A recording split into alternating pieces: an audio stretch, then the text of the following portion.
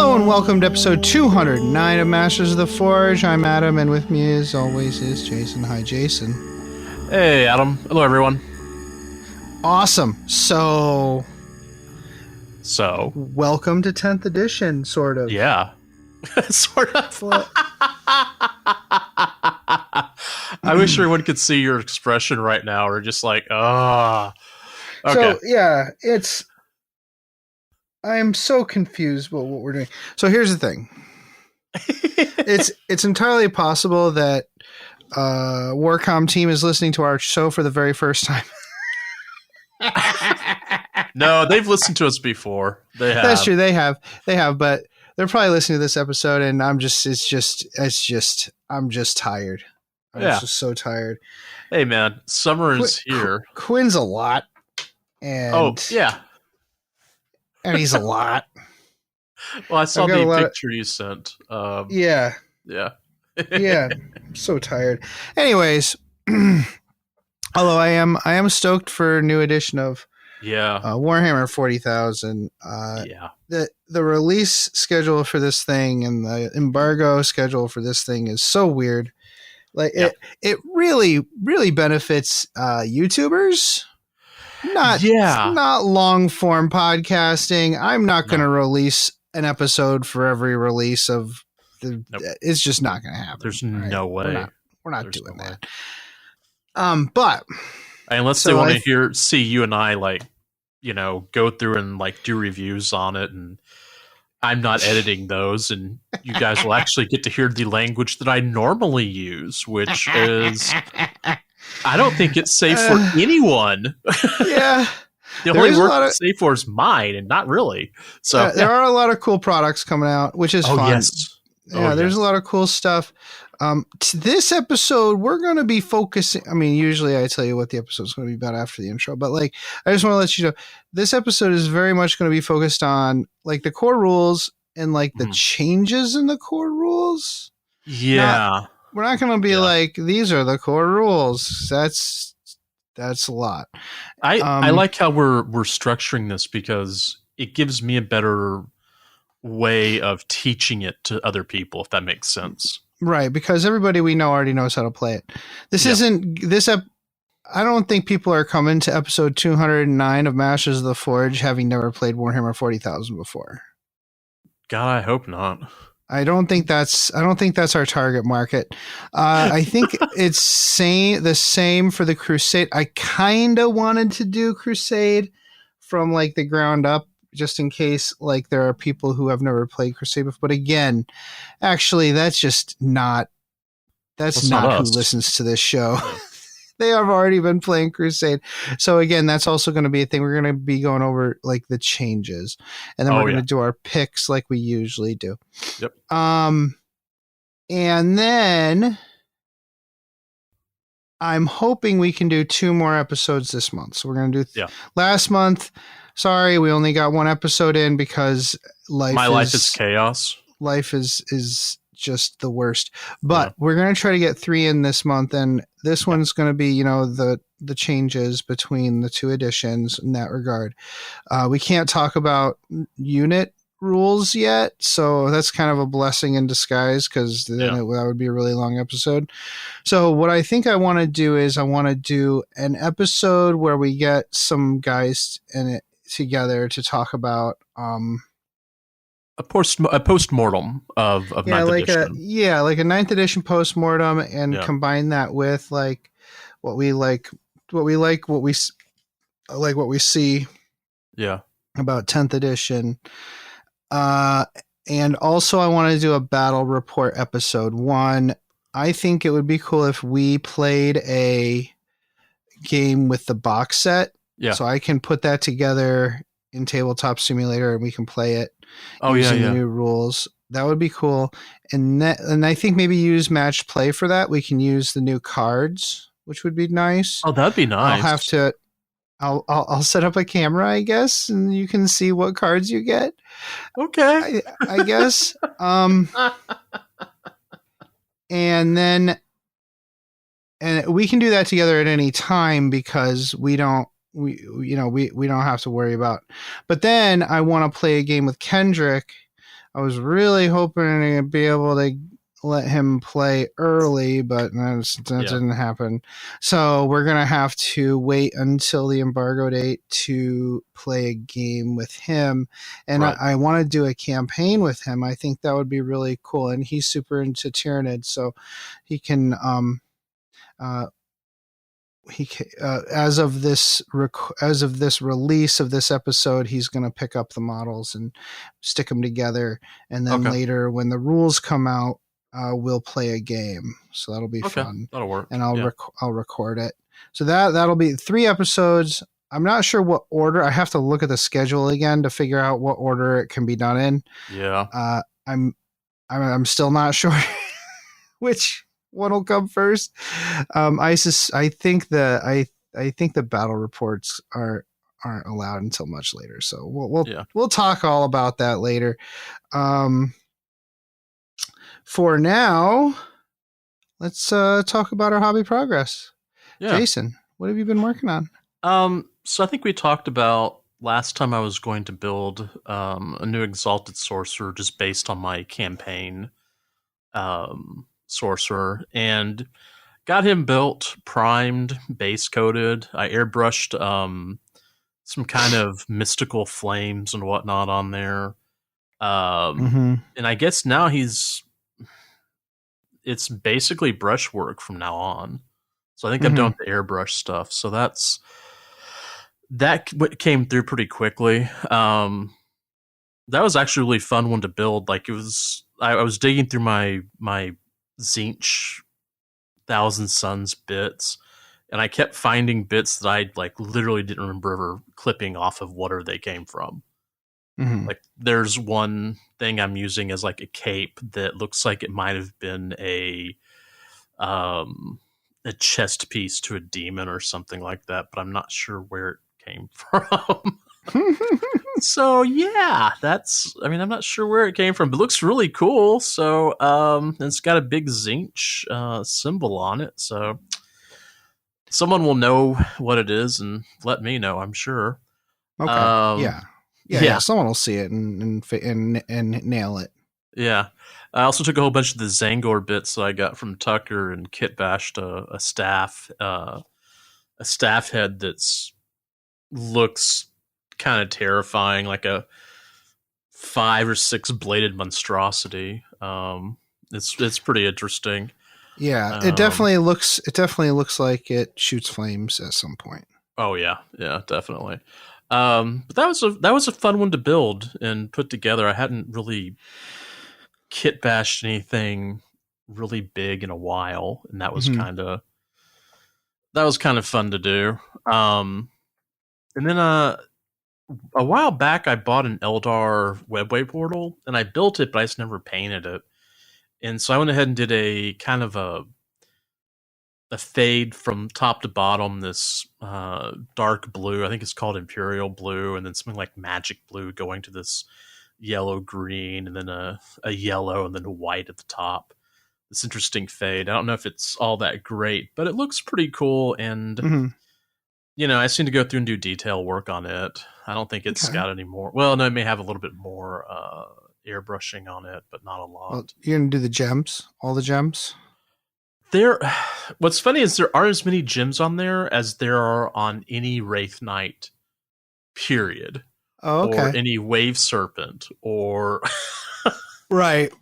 Yeah, those have a lot of... There's a lot of gems on those. And the thing is, they're not... Like, some of the gems definitely on the jet bikes I can remember the name of. Those are always really small, but these are all large. All large, so they're pretty easy macro, and that's easy. Yeah. Yeah. You don't have to tell me about Wave Serpents. In 7th edition, I painted someone 3 identical Wave Serpents, and that was pretty brutal. That was a lot. That is. It's a lot of gems. Yeah, and that was 7th ed, where it was all Wave Serpents. Ugh. All Wave Serpents all the time. Yeah. Boo, boo, boo, boo, boo. All right. Well, were you able to get any hobby in, or? I really wasn't. I've just been, So that's the problem is we got this exciting time coming up, but I just haven't been able to. This past week or two has been just so bonkers. Even during our hobby progress chat, I was like sitting and watching the movie, not actually hobbying. No, I wasn't. I was painting the kitchen last time. That's right. Yeah, that's right. I've been painting the kitchen and stuff. So like that, there's been no hobby progress. And I was like, well, maybe I'll talk about the kind of what hobby progress I want to do for 10th edition. Yeah. But I kind of think that would be something we talk about during our postmortem / what are we excited about episode. But I'm actually having trouble thinking about what my next project is going to be. But I think maybe I need to finish the boarding actions terrain before I think about that. Yeah. Well, I'm just going to get that done. The other issue might be is that we don't know what's happening in 10th Ed. Right. That could be it too. Like that all the units and stuff are under tight wraps, which is understandable. Yeah. I don't really, it doesn't really bother me like what the changes could or couldn't be to the units. I like for my orcs, I literally have everything pretty much. So whatever's good for match play I'm probably going to have it. Yeah. Whatever's fun for narrative play, I probably have it. So that's fine. Yeah. My main thing is the project that's on my, like the army project that's on my to-do list right now. I just finished that campaign with you and I found it frustrating to play because there were too many moving parts. Too many rule books, too many codexes. Too many rules, for the rogue traders. I think what'll happen is I'll end up playing the orcs and the Drukhari, but the rogue trader is just going to be a slow burn vanity project that I just enjoy painting. I'm not sure I'll end up playing it very much. Yeah. Is the thing. Games Workshop has made it a lot easier to play that army list. Oh, good. With the way they're doing the Agents of the Imperium. So I might rethink and restructure that army list so that I can just, go ahead with the Agents of the Imperium side of things. That doesn't change the fact that Tucker gave me like 8 Toroks. So there's also that. So anyways, my hobby progress hasn't been very much this week, but I think it's fine. Yeah, it's fine. I think I bought something from Games Workshop, but I think I pre-ordered something. I don't know what it is. Okay. I'm a mess. Let's move on to games played. So we both of us, we just played that game. We just like last week, I think, just played our last game in the campaign. So, and I just had a visitor from out of town. So we don't really have any games played, but I'm really looking forward to playing our first game of 10th edition once we have all the unit rules and stuff. Yeah, me too. All right, Jason, let's go beyond the Fringe. What do you have for your Beyond the Fringe? If you may have noticed, if you're listening, we have a new theme music. Yay! Congrats. It's one of those things I've been wanting to do for about a year, and I just haven't had a chance to put it together. And it's something I've been wanting you to do for about 3 years, so that's fine. Okay, well. Yeah, so I had taken this, I'd kind of written this project for my students using, basically they're supposed to go through and do bass riffs, and go through and actually make something more to go through and create like a more interesting sound. And I gave them the assignment, and then I was like, well, why don't I do the assignment so I can actually show them what to do? And this is what I did. And this is what you did for your assignment. Yeah. To yourself. I love that. Yeah. And I was like, afterwards, I was like, wow, that would actually like work as our theme music. And I just did it one evening. I think I went through and like added more later, but you heard the first version. It's a bit longer now. So yeah. But that was recorded on a Music Man Stingray bass. into Pro Tools. I don't even remember what plugins are there. I'd have to go and pull up Pro Tools, and Pro Tools does not play nice with Zencastr. So yeah. Fair. Yeah. My Beyond the Fringe is another food-based one. Foodie Beyond the Fringe, Beyond the Food. Yeah. So this week, my cousin Aaron visited us and showed me how to make biscuits. Now, for our English listeners, especially you, Andy, don't worry. When I say biscuits, it's something different. American biscuits. It's basically flour and water. That's it. No, it's flour and a lot of dairy. It's a lot of dairy. And lard. Yeah, well, or butter. We use butter. Whatever. Okay. We're north of the Mason-Dixon. We use butter. Anyways. Your cousin's from Indiana. Whatever. Yeah. So here it is. Quickly, I'm going to say it really. This is a Warhammer 40,000 podcast. But I'm going to talk to you about biscuits. Okay. Biscuits and gravy. The biscuits, she grates the butter, like the hard frozen. She freezes the butter and grates it in a cheese grater. Okay. And then she mixes it with the dough. Like when she puts her butter in the dough, she mixes it in there and then folds it and puts it in the freezer, takes it out, folds it a bunch of times again. And there's like buttermilk in this. There's heavy cream in this. Yeah. And she keeps doing that until it's like super folded, right? Like multiple, like almost like a puff pastry. And then she doesn't cut it with a cookie cutter.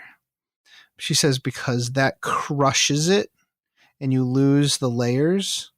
Instead, she flattens it into a large rectangle and cuts it with a really sharp knife, like a super sharp knife, and bakes it like that.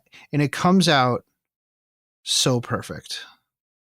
So like with very distinct layers of pastry, like buttery, just gorgeous golden. Oh my goodness. I'm just thinking I still have some in the refrigerator right now. I'm going to have to like cancel this podcast episode so I can go eat them. But yeah, it was really good. Yeah. I think the key is the cut and the folding and the constant refrigeration, making sure that the butter doesn't melt into the dough. Yeah. And again, just like a puff pastry, really. So anyways, that is my Beyond the Fringe. Jason, what do you have for the Astropathic communique? What tidbit of Warhammer 40,000 marketing caught your eye this week? Okay, well, there's not a whole lot we can talk about because I think everyone knows that, hey, 10th edition's coming up. Yeah, dude, I'm having such a hard time. There are so many freaking leaks. There are so many leaks right now that I don't know what I'm allowed to talk about. Yeah, so exactly. Like being in the content creator program means that basically just means we can't talk about the leaks and the people who aren't in the program can talk about them. Yeah. Yeah. Anyways. So I'm going with I just received the new Horse Heresy campaign book, The Siege of Cathonia, and there's quite a Is it pretty? Oh, of course. I haven't had a chance to read it yet, but I went through looking for pictures, and there's some really good pictures of Thousand Sun stuff. I mean, there's some lore in there. There's a unit or 3,000 Suns. I hate saying that. Who are on an oath or penitent oath or penitent crusade or whatever you want to call it, and they're loyalists. So that's kind of cool. So there's that sort of thing. There's some other lore about them that's kind of interesting that I need to go and find where it actually is in the book. There's lots of pretty pictures. It shows the loyalist Thousand Suns returning back to the old pre-Magnus heraldry where they have a giant M on their shoulder and they're in like red and black. they go off on this pennant crusade and stuff. Like, there's all sorts of really cool things in there. I'm pretty happy with it. And I haven't even had a chance to really read it. I've just looked at the pretty pictures, before. Let's see. Yeah, I got it 2 hours ago. So right. No, yeah. Report back. Yeah. My Beyond the Fringe is, or sorry, not Beyond the Fringe. My Astropathic communique is the Warhammer. So this past week, May something. Anyways, Warhammer had their Skulls event, the video game releases and previews. I was so excited about. I saw Bolt Gun and I had to buy it. Oh, you got it. Okay. I had to. So when I was younger, 18-ish, I would put the Rocky Horror Picture Show soundtrack into my CD player in the computer, and I would listen to that on repeat while playing Doom 2. Okay. Or both Doom and Doom 2 on the computer for hours and hours and hours. Super fun. That's a wild soundtrack to listen to Doom or to listen to while playing Doom. Right. I would turn off the music and in the game, and I would turn up the music in the whole Rose Tint My World. Rose Tint My World, keep me safe from the trouble and pain. Well, Bolt Gun is basically Warhammer Doom, and it's amazing. Okay. And it has sassy Nurgling in it. I killed one the other day. Actually, my first death was to a swarm of Nurglings. It was amazing. Oh, that's appropriate. That's right? Appropriate. Yeah. Right? Yeah. So that's probably a good idea. Yeah. I'm having fun. I've gotten it's a good kind of daily palate cleanser. Turn off your brain and kill monsters. And more importantly, when I was younger, and around the same time, I played a PvP game of Doom with my buddy Johnny. Mm-hmm. I think it was Doom 2. I can't remember. Maybe it was Duke Nukem. Whatever. Anyways, I played against him, and he was smoking me. Like, he was moving around, doing this jinking left and right. I'm like, how do you do that? How are you making moves like that? Like, going around corners and shooting me. He's like, oh, I'm strafing. I said, what's strafing? And he explained it to me. I'm like, that sounds like a lot of work, dude. I'm not doing that. But in this, the controls help you let you. It's a lot easier to strafe. I don't play first person shooters, people. I don't know if you've noticed by this conversation. I do not. Like, oh, look at this game is real easy with strafing. This is great. So, anyways, I'm having fun with. I'm having lots of fun with Bolt Gun while we wait for 10th edition to drop. Yeah, excellent. All right, so that's it for the intro. Thanks for joining us. We'll be right back with our. We're going to split this up into two topics. I did not do a full lore breakdown on this one. So No, you know what? I'm gonna let's do the break and we'll come back and we'll talk about it.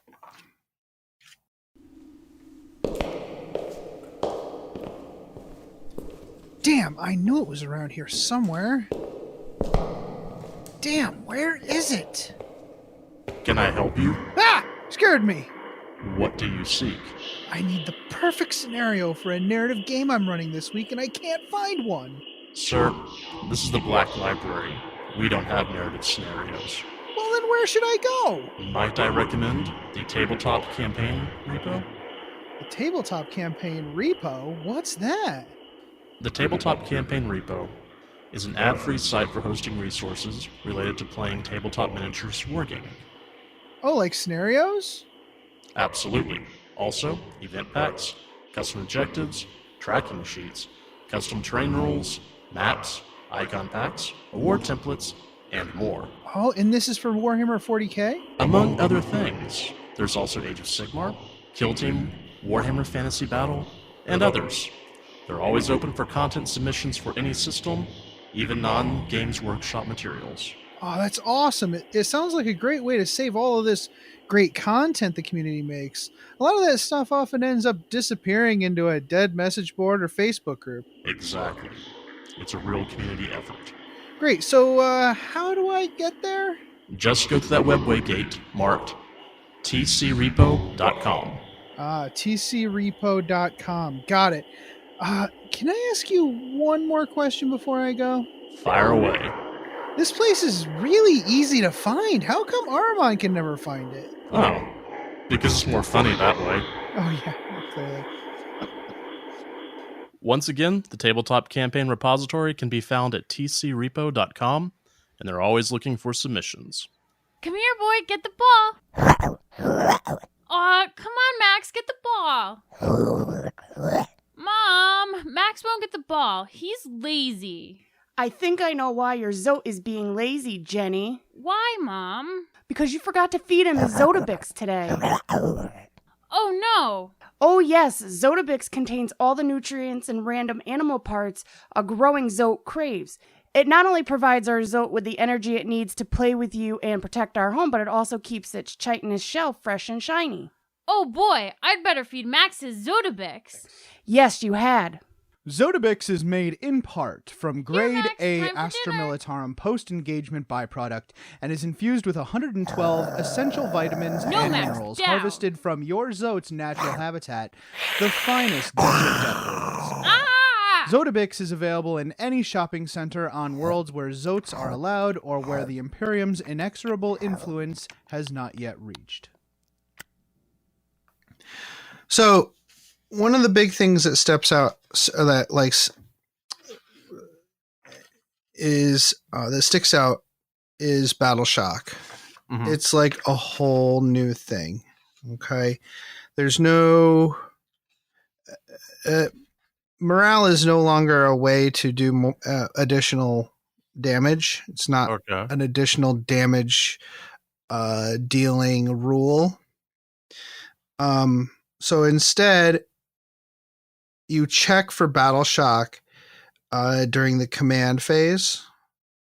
So you do all your command stuff first. You get your CP and other stuff that happens at the beginning of the command phase.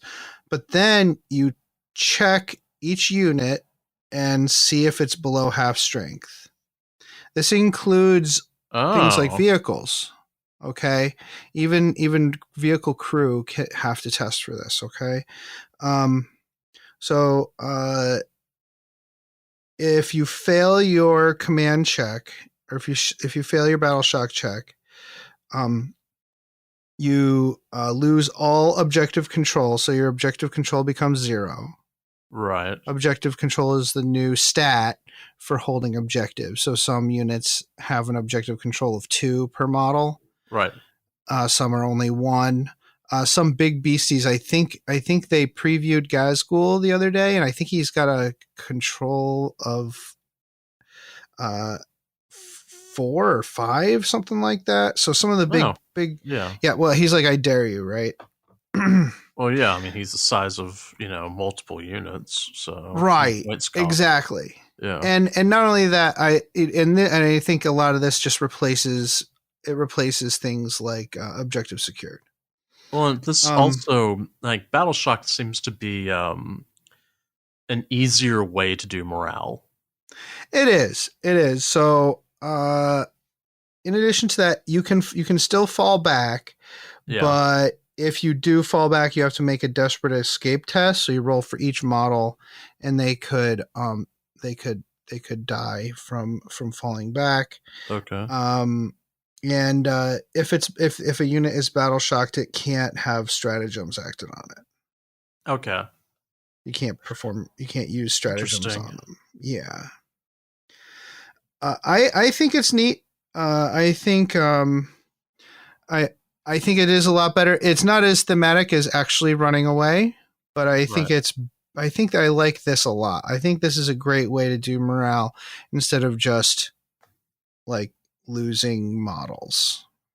I mean, it makes a lot more sense for things like Space Marines, who are supposed to be, they don't run away from combat, right? Like, so I think this makes a lot of sense.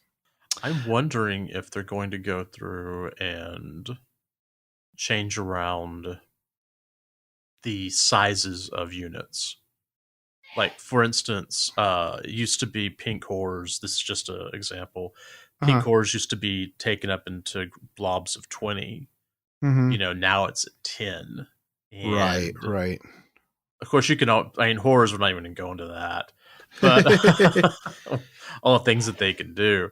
But I do think that's interesting because there's some units that you would believe that should be larger. Like I don't know, guard. 10-man guard. Yeah, sure, but honestly, the number 15 or 20 comes to mind as being a better size just because of the guard being the guard. So I don't know. Yeah, and I suspect, like looking at some of the unit the unit cards that were released by GW, I wondered if perhaps there was a reinforced units rule like in Age of Sigmar, but there's not. There's nothing like that in here. So I think some of the unit sizes are definitely going to change. So another thing that changed is friendly models can move through other friendly models, even from other units, which makes movement a whole lot easier. You don't have to hem and haw about which unit you move first or whatever. Vehicles still have to go around other vehicles, and monsters still have to move around other monsters. Oh yeah. They can't move through each other. I think this is a big deal. And I think it's narratively more thematic because you're kind of all moving around at the same time. And I don't see why a Gribbly can't walk under the base of a big monster, as long as it doesn't end its movement there, right? Right. Or like an airplane, like you should be able to just move through an airplane. Again, it implies that even if you're moving through a rhino, maybe you're moving through that space at some point during the rhino's movement. Yeah. I think it makes a lot of sense. Let's see. Oh, yeah. This goes back to what we were talking about Battle Shock. You can move through enemy models when you're falling back, but when you do, one model dies on a 1 or a 2 on a D6. So yeah, I kind of made a note there. This reminds me a little bit of some of the really old Zone Mortalis rules. Right. Yep. I think that was when you're retreating through.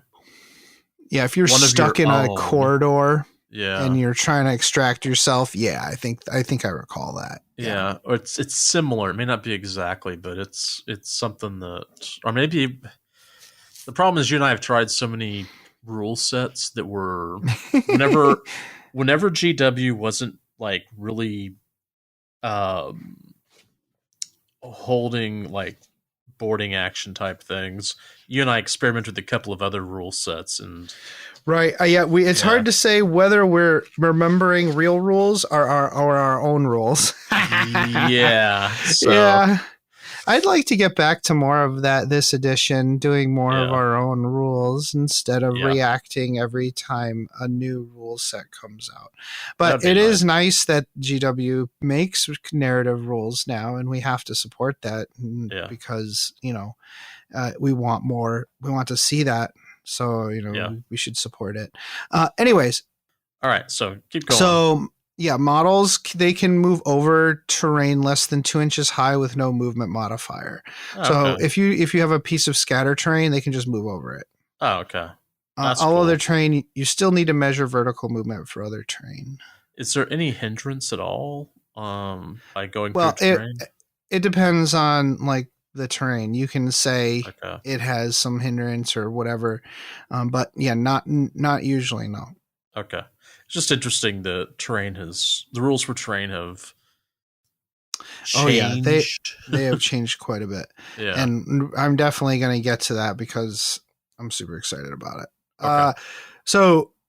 There's a new firing deck rule for transports. It basically just says how many models can shoot out of it, and from what we've seen of what GW has posted on the website, a lot more models have this rule. So things like rhinos and stuff, you're going to be able to shoot out of your transports. Oh, that's good because that makes rhinos a little bit more interesting. Yeah, and I think I've seen there's been a loosening of some of the aura abilities and other targeted abilities for embarked units. I think you're going to be able to, if I remember something I read, that some of your buffs you'll be able to use in a transport more than you are now. Right now, you can't even touch them. So disembarking has changed quite a bit. If a vehicle didn't move yet, this feels very 5th edition-y. If the vehicle didn't move yet, the unit can disembark and act as normal, but they count as having moved even if they just disembark. So if it didn't move yet, you can disembark and then move around or charge or whatever. Mm-hmm. But if you just disembark, you still count as having moved because you did. Yeah. If the vehicle moved, the unit can still disembark, but it can't charge. Okay. If the vehicle advanced or fell back, then the unit can't disembark. Okay. All right. So it's nice to be able to move and get out and do stuff, or what have you. I think that's a good. I think that's a good compromise on, like, too much mobility or not enough mobility for units and transports. Right. Disembarking from destroyed transport now does mortal wounds on a d6 roll of a 1 for each model instead of removing models. And then it battle shocks the unit, and it counts as having moved and cannot charge that turn. That's really just in case it gets destroyed. They don't want you to intentionally destroy your vehicle so you can get a charge. That's all. Yeah. So if for example someone shoots you out of phase and you disembark, you can't charge. Got it. Okay. So emergency disembarking increases the chance of taking a mortal wound to 1 to 3 on a d6. So, but the good thing is that you have less of a chance of your elite units like Mega Knobs and Space Marines of just dying a lot when a vehicle is destroyed. Yeah. Lone operatives can only be targeted within 12 inches. So lone operatives is like your characters, your independent characters. Okay. That that are kind of like, how do I describe it? They're kind of like assassins. Mm-hmm. Like they work on their own. They don't attach to units usually. Yeah. So they needed an ability that let them hide, or else they would just get blown off the table. Right. Well, so when I say independent characters, I mean like independent. Like I kind of misspoke there. They're not attached. They're just on their own, like lone wolves and stuff. What's interesting is I don't know if I talk about this later in the episode. There's one Crusade relic, I think, that allows someone to be considered a lone operative. Oh, that's fun. Yeah. I can't. That is so cool. That's a cool relic. I love that. Yeah. I think it was a regular Crusade relic. So it might be also something that's open whenever we get the codexes, or it might be in the index that might be a thing, Yeah. So, yeah. Stealth is changed. Stealth is a new. So a bunch of these are the new. We were talking about the new user special, or the new special rules. So another new one is stealth, and units have a -1 to hit all the time. There's no range. Outside of 12 inches, you have a minus. No, they just have a -1 all the time. Well, that's cool. That I'm glad for that. Certain things. Yeah, and like ranges in this game are so weird anyways. Like it's very abstract. So it's fit. And let's be honest, if you're in the same building as a commando, or if you're in the same room as a commando, I suspect you still have a -1 to hit them because it's shadowy and dark and they're skulking. Yeah. Units are allowed to shoot monsters and vehicles that are within engagement range of other enemy units. So you still can't shoot the one you're engaged with, but a monster or vehicle can't hide from shooting by charging an enemy unit. Okay. So that's something like I would do, right? Like I would say, oh, I have my battle wagon. I'm going to charge this unit of infantry. Right. I charge the unit of infantry. You can't shoot that vehicle anymore in the current edition. Now you can. You're allowed to shoot that battle wagon even if you stay locked in combat. Oh, okay. Yeah. You shoot with other things. The unit that's locked in combat still has to stab them. Yeah. Or shoot them with pistols. Okay. Let's see. 6s to hit and wound are now called critical hits and critical wounds, which is an easier way. Like they're cutting down on text on abilities. Right. So now anytime you talk about a critical hit, it just means when you roll a natural 6 to hit. Mm-hmm. And a critical wound is just saying rolling a 6 on the dice to wound. Okay. And there are a lot of abilities that spawn off of those. And again, it just lets them reduce the amount of language they have to use in the special abilities. Yeah. Yeah, that's actually really a cool idea. Yeah. The max modifiers are still in effect, so net plus 1 or net -1 is all you're allowed. So okay. But it's still like if you have 3 +1s and 2 -1s, then you have a net +1. Okay. Units now apply additional mortal wounds to a unit after all of their normal attacks have been resolved. What does this mean? Before, when to do mortal wounds was super confusing. Yeah. It was unclear when you did the mortal wounds. Now you do all of your attacks for everything when you do a unit. Like all your attacks are done. After that, apply any mortal wounds that were done during your attacks. For example, I don't know if you recall this, but when say you have like a poison weapon that does 1 mortal wound in addition to damage when you roll a natural 6 to wound. Okay, yeah. So it was unclear whether you did that with each attack and you had to roll the attacks separately.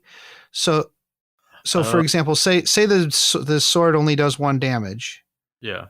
Right? And you stab that's tough to. All right, let's scratch that. Say you're fighting Meganobs, yeah, and your sword does 2 damage, right? Right.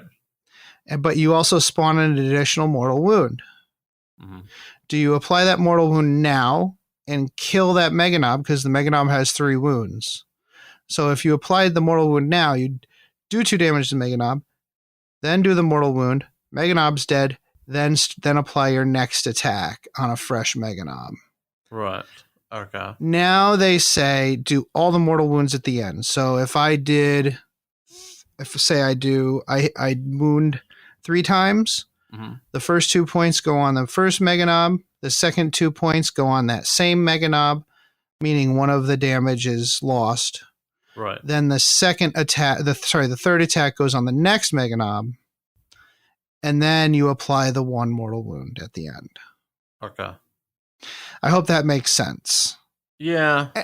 It's less confusing, I assure you. It's all you have to remember is mortal wounds are done at the end. All right, that's easy. It'll make your life so much easier. Yeah.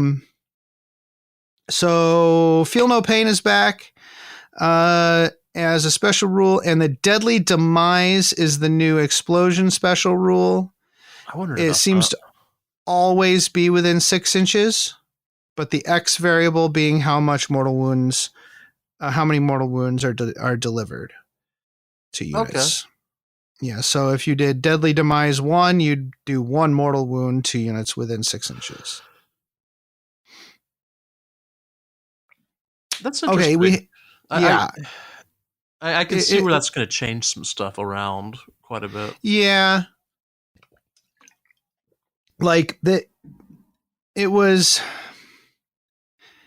I'm not going to say unnecessarily complicated because I love things being unique, but I think this is a fine change. It's okay. Yeah. If you want stuff to blow up bigger, you can always come up with special mission rules if you want. Yeah, definitely. So there's a huge list of weapon abilities. Do you want to roll through these real quick, Jason?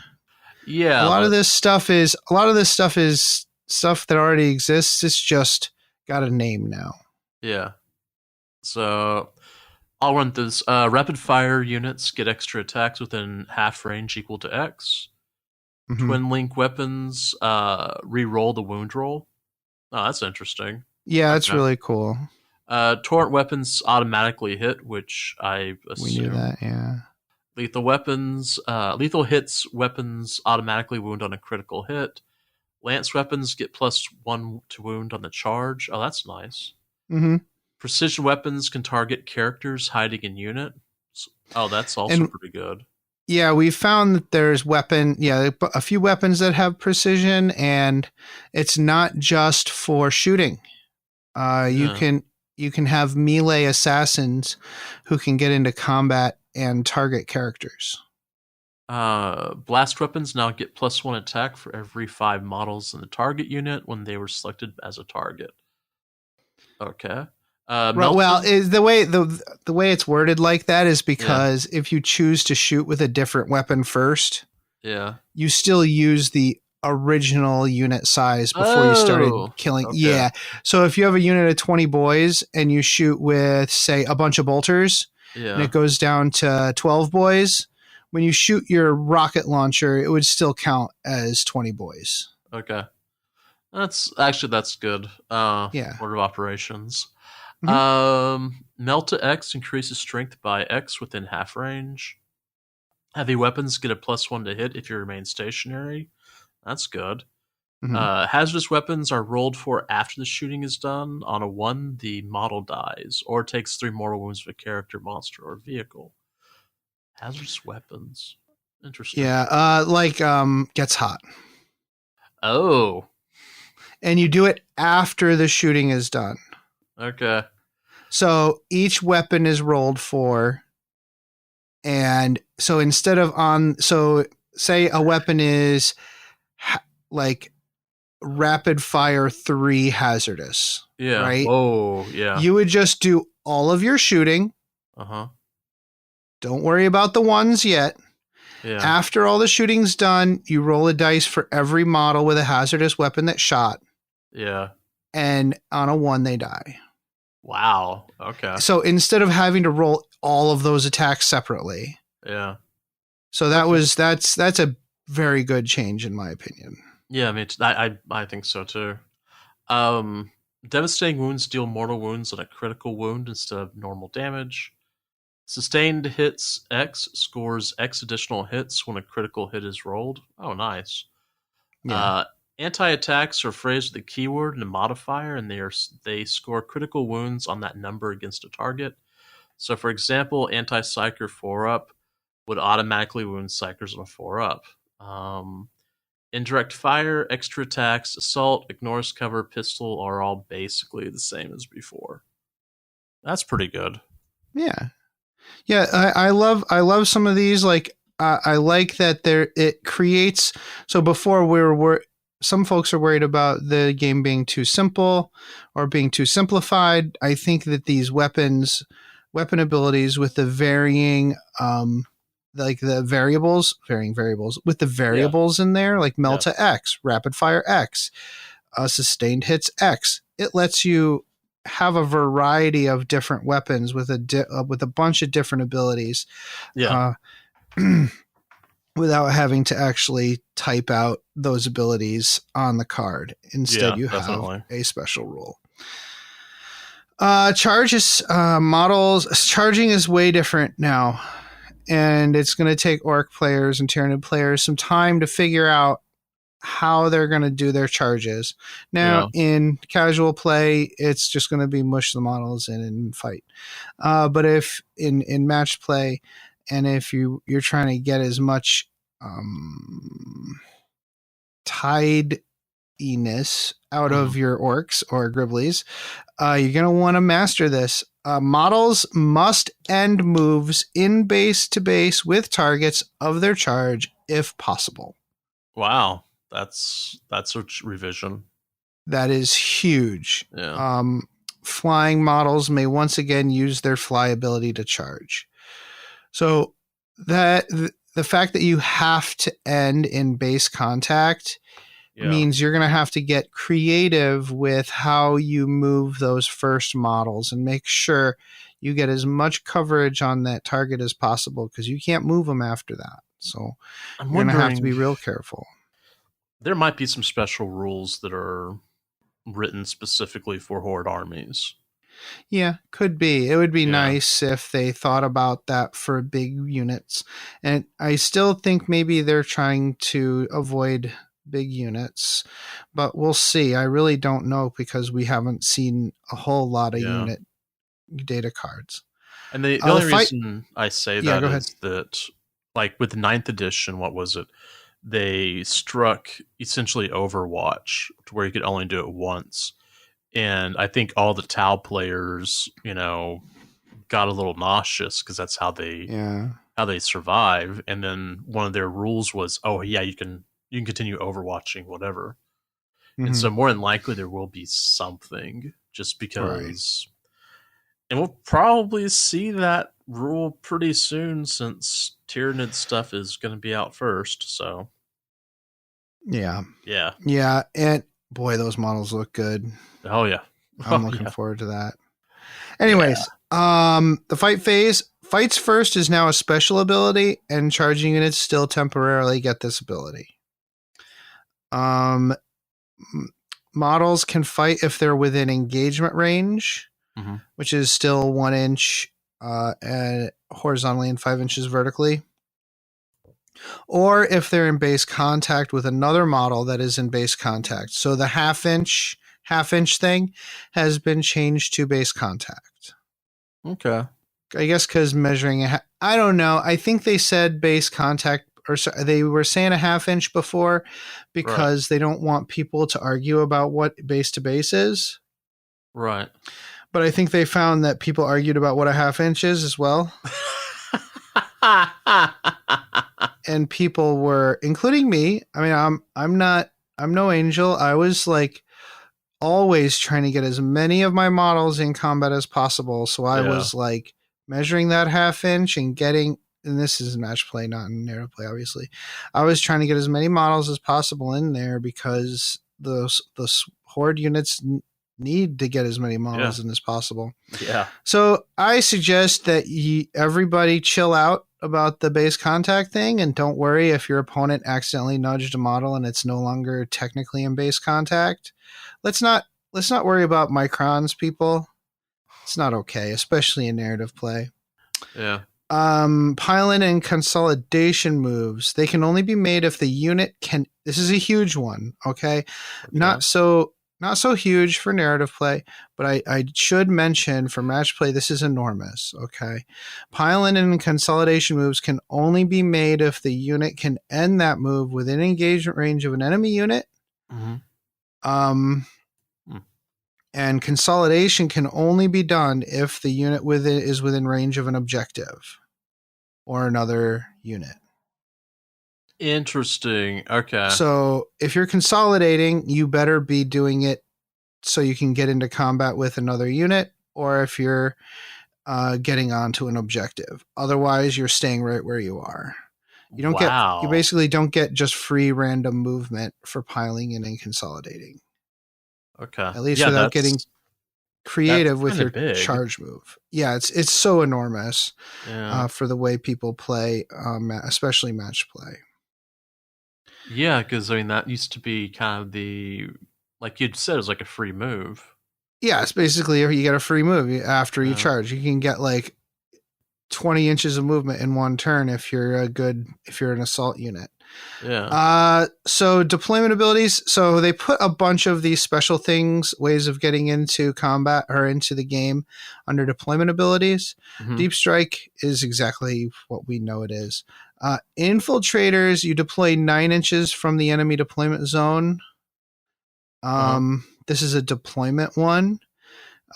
Scouts that lets you move before the game begins, including scouts embarked in transports. So that's just like 5th and 6th edition. Yeah. Remember, the scout ability used to confer to the transport. Same thing here. Man, you put, I forgot about that. Yeah. That's been so forever now ago. You put, I assume commandos have the scout ability. You put, maybe not. I think maybe, they currently have infiltrators. Either way, what's the Sisters of Battle unit? My buddy Kevin used to do it all the time. He'd put these sisters in an immolator and move the immolator and scout move the immolator like 12 inches up the battlefield and burn my guys before they got to do anything. It was amazing. So anyways, they get to move before the game and end their move 9 inches away from enemy models. Yeah. And these deployment abilities, like they all happen kind of like you I forget if you roll off, but yeah, you kind of have to roll off for each instance to see who gets to move what first. Yeah. Another deployment ability is called Leader, and this is where we're attaching characters to a bodyguard unit during the new declare battle formation step of the game. So remember where it used to say this long paragraph of declare your transports and declare your reserves and etc. That's what this is, declare battle formations. So even if the leader's damaged, wounds can't be allocated to them until the unit is dead. Oh, nice. Okay. Yeah. There is a stratagem that changes this, and also you have your precision attacks, etc. So it's not like the leader can't be hurt before the unit's destroyed, but it's not likely. Okay. And I did look through here. It doesn't seem like there's a way to reattach the character, though I suspect that might be a detachment rule or stratagem in the future, maybe, depending on, like, I could see Eldar being able to reattach characters. Yeah. They kind of should, right? That would be something they would do, yeah. Yeah, or Tau Ethereal. Yeah. Tau Ethereal is probably a lone operator, actually, if you think about it. Like, you probably can't even target those guys. Yeah. Yeah, that's probably true. Unless they're like, yeah. So we have more core stratagems, but that some of the stuff where... So there were a lot of stratagems that were repeated in codexes previously. Right. I think some of that stuff is here. Some of the old regular rules have switched to stratagems. So all of the stratagems have a when, target, and effect. So instead of having a long paragraph explaining when to do it and who to target and what the effect is, instead there's headings. When heading, a target heading, and an effect heading. Okay. The ones that are still there are the command reroll, insane bravery, and counteroffensive. Okay. Those are the same ones as before. So you get the reroll, you have the automatically pass battle shock, which is now only 1 CP, but battle shock is not the same. It's not as it's not as devastating as a failed morale check previously was. But counteroffensive is still 2 CP. That's where you get to break in combat, and that should be 2 CP, to be honest. I remember that. You want to go over the rest of these, Jason? Yeah. So we have Epic Challenge. Your character in combat has a precision ability, that's the one where, what was it? You get to target a character. Yeah, they get to snipe out characters. Right. So if you do the Epic Challenge, it kind of behooves you to do it with your character too, or else, you know what I'm saying? Was it in 7th edition where you challenged the sergeant with someone with like a weaker character? Right, and it forced your opponent to actually fight the weaker character. Yeah, this is a way better way to do challenges. Okay. Because it doesn't stop your character from fighting the guys that they want to kill. Yeah, it was interesting. Grenade unit, Hux grenade, of course. On a 4-up deal 66 mortal wounds. Sorry, dude. This is all paraphrased, you guys. You know, so you roll 66, and for every 4+, you do mortal wounds. Oh, yeah. All of the grenade stratagems are gone. Okay. This is the grenade stratagem that you use now from now on. That's actually pretty good. I mean, I think that might actually be better. Well, hold on. You're rolling 6. So 3 mortal wounds. Yeah. All right. On average-ish. So, tank shock, when you charge with the vehicle, roll dice equal to your strongest melee weapon's strength characteristic. And on a 5-up, deal 1 mortal wound to maximum of 6 mortal wounds. Add 2 die if your strength is higher than enemy toughness. Right. Okay. So if my battle wagon, right now my battle wagon is a strength 9. I'm not sure if that's going to be the case. So I would charge in, and this tank shock stratagem gets rid of a slew of stratagems that were in various codexes. Yeah. Right. But it's just a generic one that you would think, you know what, everybody should have this. So I'm strength 9. I would roll 9 dice against the target, and on a 5 on every 5+ would do 1 mortal wound. And if strength 9 is higher than the toughness of my target, so you say your toughness 4, I would roll 11 dice instead. Oh, okay. That's pretty cool, actually. Yeah, I love that. That's so fun. Well, because at one point, tank shock didn't do anything. Like, if you ran over someone with the tank, it didn't do anything. Yeah, well, in 5th edition, if you ran over somebody with tank shock, and they would have to make a morale check, and then they would be displaced. If you managed to tank shock someone in a way that they couldn't be displaced, they were destroyed. Got it. Okay. Yeah, it used to be dumb. This is great. This is a great stratagem. I love it. Rapid ingress. Bring a unit in from reserve at the end of your opponent's movement phase. Oh, okay. Yeah, how cool is that? Yeah. That's amazing. Because then you're free to do whatever. Fire Overwatch can now be used in movement or charge phase just after a unit is set up or when a unit starts or ends a move or charge, hitting on 6s. So yeah, remember rapid ingress from like 5 seconds ago? Yeah. Yeah, be careful with that because they can shoot you with Overwatch. And that was the reason for the rule about the transports. So say you move your transport up and then they use Overwatch to destroy your transport. Yeah. And your guys get out. The guys who got out can't charge that turn. So this is similar to a rule from 7th edition in the Tau Codex. Right, yeah. And also in Zone Mortalis. Yeah. Okay. Go to ground 6 up invul. Yeah. And gain cover. That works. Smoke screen. Yeah, I love that. Yeah. That's actually really good. You know? Yeah, I'm glad that there's a stratagem for that, for just having a little bit more defense. Yeah. Smoke screen. Smoke keyword unit gains cover and stealth. Right. So your Rhino now has a 2+ save and also is a -1 to hit. Okay. Heroic intervention, 2 CP. If an enemy unit ends a charge within 6 inches, you can charge with the unit. Non-walker vehicles can't do this, and you don't get the charge bonus. But lots of characters have heroic intervention, so... Well, that's just it. This is just the actual heroic intervention rule is gone. It is now a stratagem. I think that's a good thing. Yeah. Heroic intervention was another way for people to get lots of extra free movement, and it caught people off guard a lot of the time, especially newer players. So this is a cool way to do it. It's a 2 CP stratagem to do it, and I think that's fine. I think this works nice. I don't know if it works nicely because I haven't played it yet, but I think this should work nicely. It's a tool in your pocket, but it's not something you just get for free.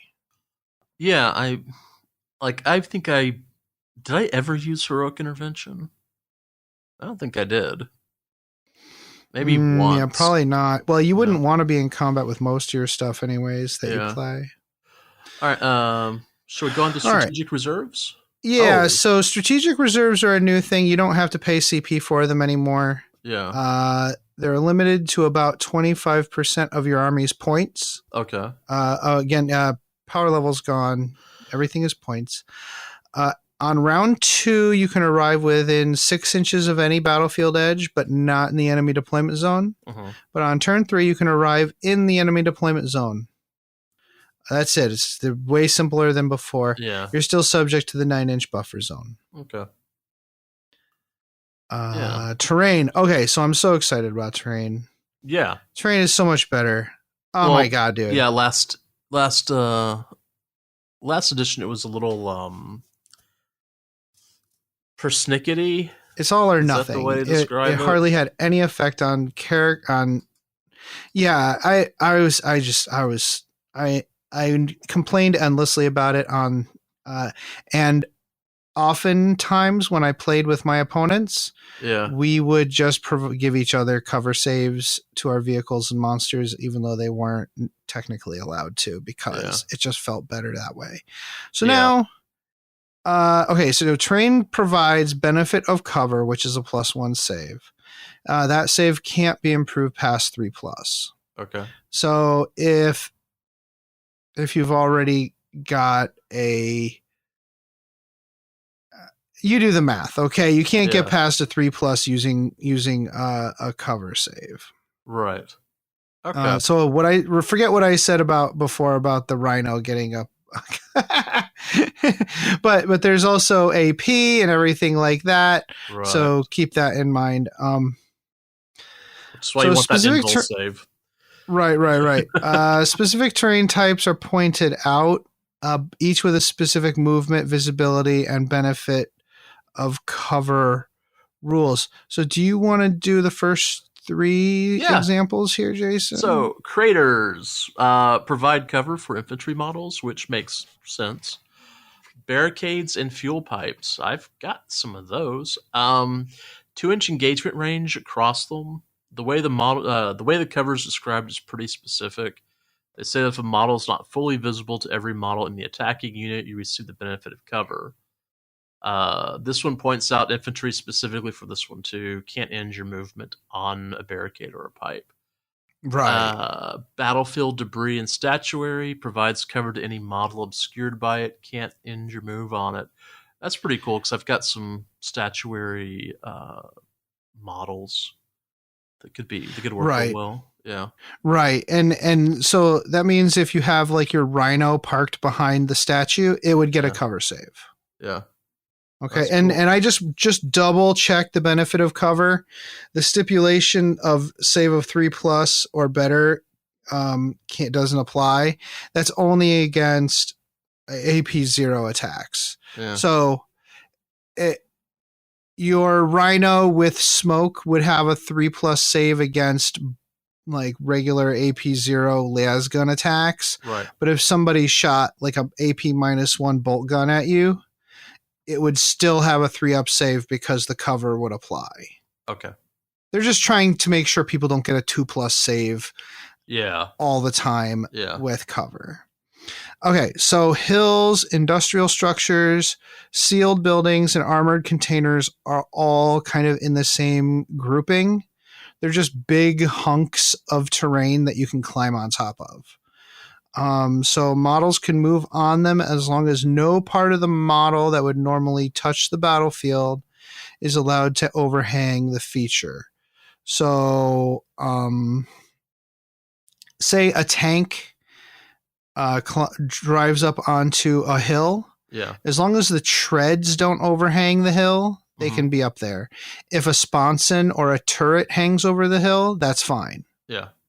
You don't have to like look over the model and your las cannon is hanging off the edge. You can't be on there.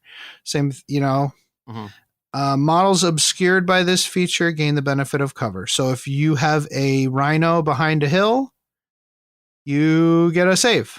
Yeah. It's great. You don't get a save for being on it. No. However, Yeah. Think of it this way, though, Jason. If you have like an infantry, like say you put a jump pack squad up on top of the building, and if from your vantage point on the ground you look up, and they are obscured from that like vantage point, then they would get a save.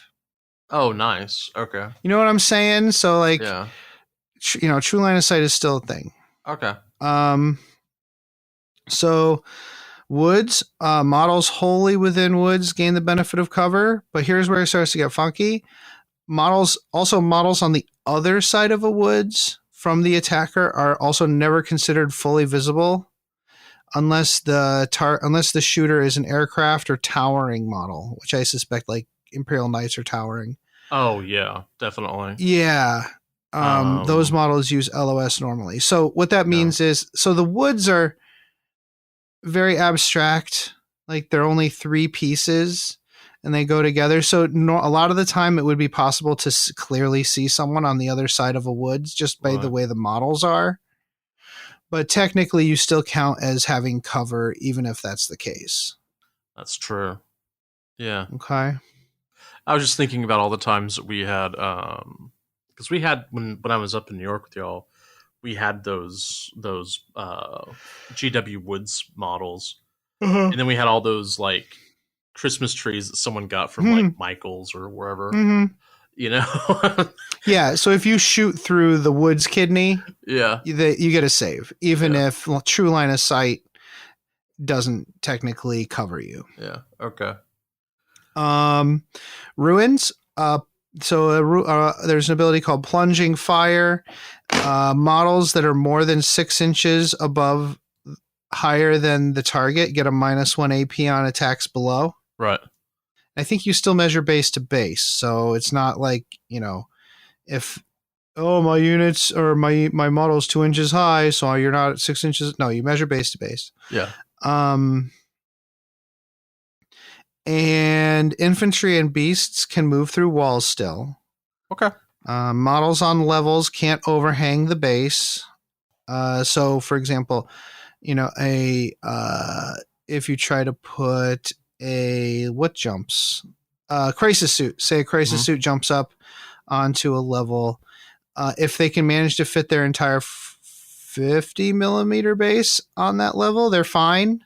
Oh, even if their weapons overhang, the weapons can overhang. It's whatever's normally touching the ground. It's the base. Yeah, it's the base. Whatever normally touches the ground has to still can't overhang the level. Okay. Vehicles and monsters aren't allowed to climb on the ruins. Yeah. And they still have the ability where LOS cannot be drawn through a ruin at all, except for aircraft and towering units. However, ruins provide cover to units wholly within or obscured by it. There is no quid pro quo in here, there is no proviso in here. This includes vehicles and monsters. Okay. So, gone are the days of a ruin being able to drive over on the other side of a ruin, see 1/2 a millimeter of my battle wagon, and I get no cover, which makes me very happy, Jason. I don't know if you noticed yet, but I'm very happy about this. Yeah, I can see that you're much happier with the terrain, and the terrain does make more sense. I remember in 9th edition, a lot of the times terrain rules, I just kind of ignored them. Yeah, and you would wait for me to tell you that you can't see me and stuff. Yeah. Jason, you can't see me through the ruin, dude. Well, we were on Tabletop Simulator, and I couldn't see through anything anyway. So yeah, I know that's so true. So then later they give examples for narrative play and matched play battlefield setups. Oh, nice! And they give you guidance on how you might want to set up a fair battlefield for matched play. Yeah. Or a narrative battlefield for narrative play. Ooh. So like for one example is they have a city. Mm-hmm. And for the match play, they have the city set up with the ruins somewhat equidistant. Right. Definitely at least 2 big ruins in the middle with a few on the edge and some scatter terrain, right? Where the narrative play setup, There are 3 ruins on one side of the battlefield, 3 ruins on the other side of the battlefield, and a bunch of junk in the middle. Because narrative play, it shows like a fight over a street or whatever. Like they're explaining that there's a certain way to set up terrain for certain things. Yeah. And for whatever your goals are. So okay. I really like that. That's really helpful. Yeah. There's a whole page on aircraft. Moving on. I'm moving on. I don't know. Well, considering that, since I started in 6th edition, and flyers have been, like just kind of odd the entire 6, 7, like the last 4 or 5 editions, Mm-hmm. So yeah. Well, there's a few things in here, like they have to be in reserve at the beginning. Mm-hmm. And I don't know. Other than that, I don't see much of a difference. I didn't actually scrutinize the flyer rules. Right. I think that's the main thing that's different from last time. Okay. Well, I mean, we don't run I don't run flyers at all for my Thousand Suns. I mean, if I made the tactical error of purchasing a Fire Raptor, which would most definitely be a tactical error after every one of my friends who's built one, then maybe I would have it, but mm-hmm. Yeah, and I like the hover rule is a set movement of 20 inches, etc. Oh. So there's a few if you like flyers, check it out. We play so much boarding actions and ground level stuff that is tough, but I'm probably going to learn about it because Kendrick is probably going to play with harpies and stuff or whatever they're called, the big we should do one game where it's just flyers, just fun, just to do you remember I think it was in the old Kion book there was a flyer specific mission, and I was supposed to do it with Bill. I was supposed to play it with Bill, but I didn't own flyers, and I don't think he did either. So we had to go buy flyers we never got it done either. That was what was kind of sad. That's funny. Yeah. All right. Okay. Yeah. So that's, so there's missions, the mission rules. There's a few differences in here now. Models can't end movement on top of an objective anymore. Okay. Which is fine. I actually like having narrative objectives. Yeah. So I'm going to bring those to my match play games from now on. Yeah. My outhouse, my TARDIS, my stack of red paint, my bag of teeth. What else? Oh, my caged fallen. I have a lot of narrative objectives. So my doghouse. Yeah. So I'm very excited about bringing those back. You can't stop me. And what else? So objective markers need to be placed so they're at least 1 inch from impassable features, even in narrative play. Yeah. And all missions are set up with an attacker and defender, depending. Okay. And I haven't really explored the new matched play mission cards. I think we're going to have to, because I think, like I said, I think it would be cool if we played a match play game using the new units and the new rules that come with the box set. Yeah. I think the box set, this is dropping on the embargo date for the box set. So the box set comes with a little card with a scratch off that says, like, if you play a game with the new box set, it goes towards a global campaign.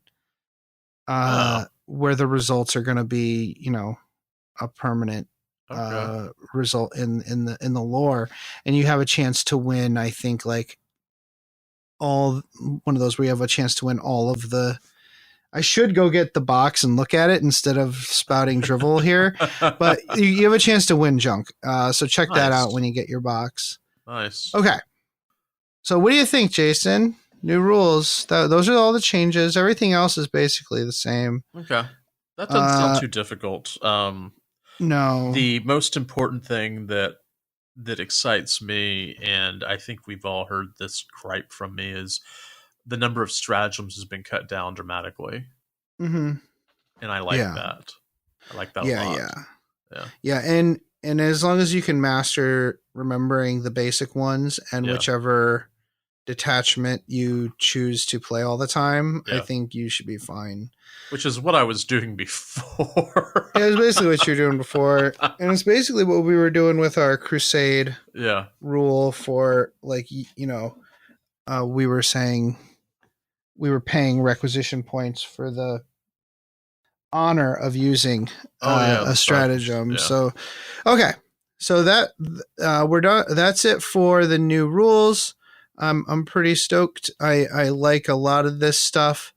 I think I'm gonna enjoy this edition very much, but that remains to be seen until next episode. We're gonna take a quick break now and come back, and we're gonna talk about the important stuff, the Crusade content. Potty break, I need to have a potty break. I gotta pee, I've had a coffee, and some water, and some coffee, and then some coffee again. Greetings, mofos. Are you out of George Dickel number 8, staring at a broken chess machine? Well, don't want to spend the rest of the year tied to that couch? Well, why don't you head on over to the 1 Hour a Night Facebook page and see what exciting stuff is going on there. It's a place to post all your daily progress in the hobby grind, as well as receive and give positive feedback. Also, there are usually a few interesting challenges going on. That's right. All you have to do is search for 1 Hour a Night on Facebook. That's numeral 1 Hour a Night, all one word. Blood serum tests will be administered prior to approval. Se til helvete og kom dere vekk. Det ikke bikkje, det en slags ting.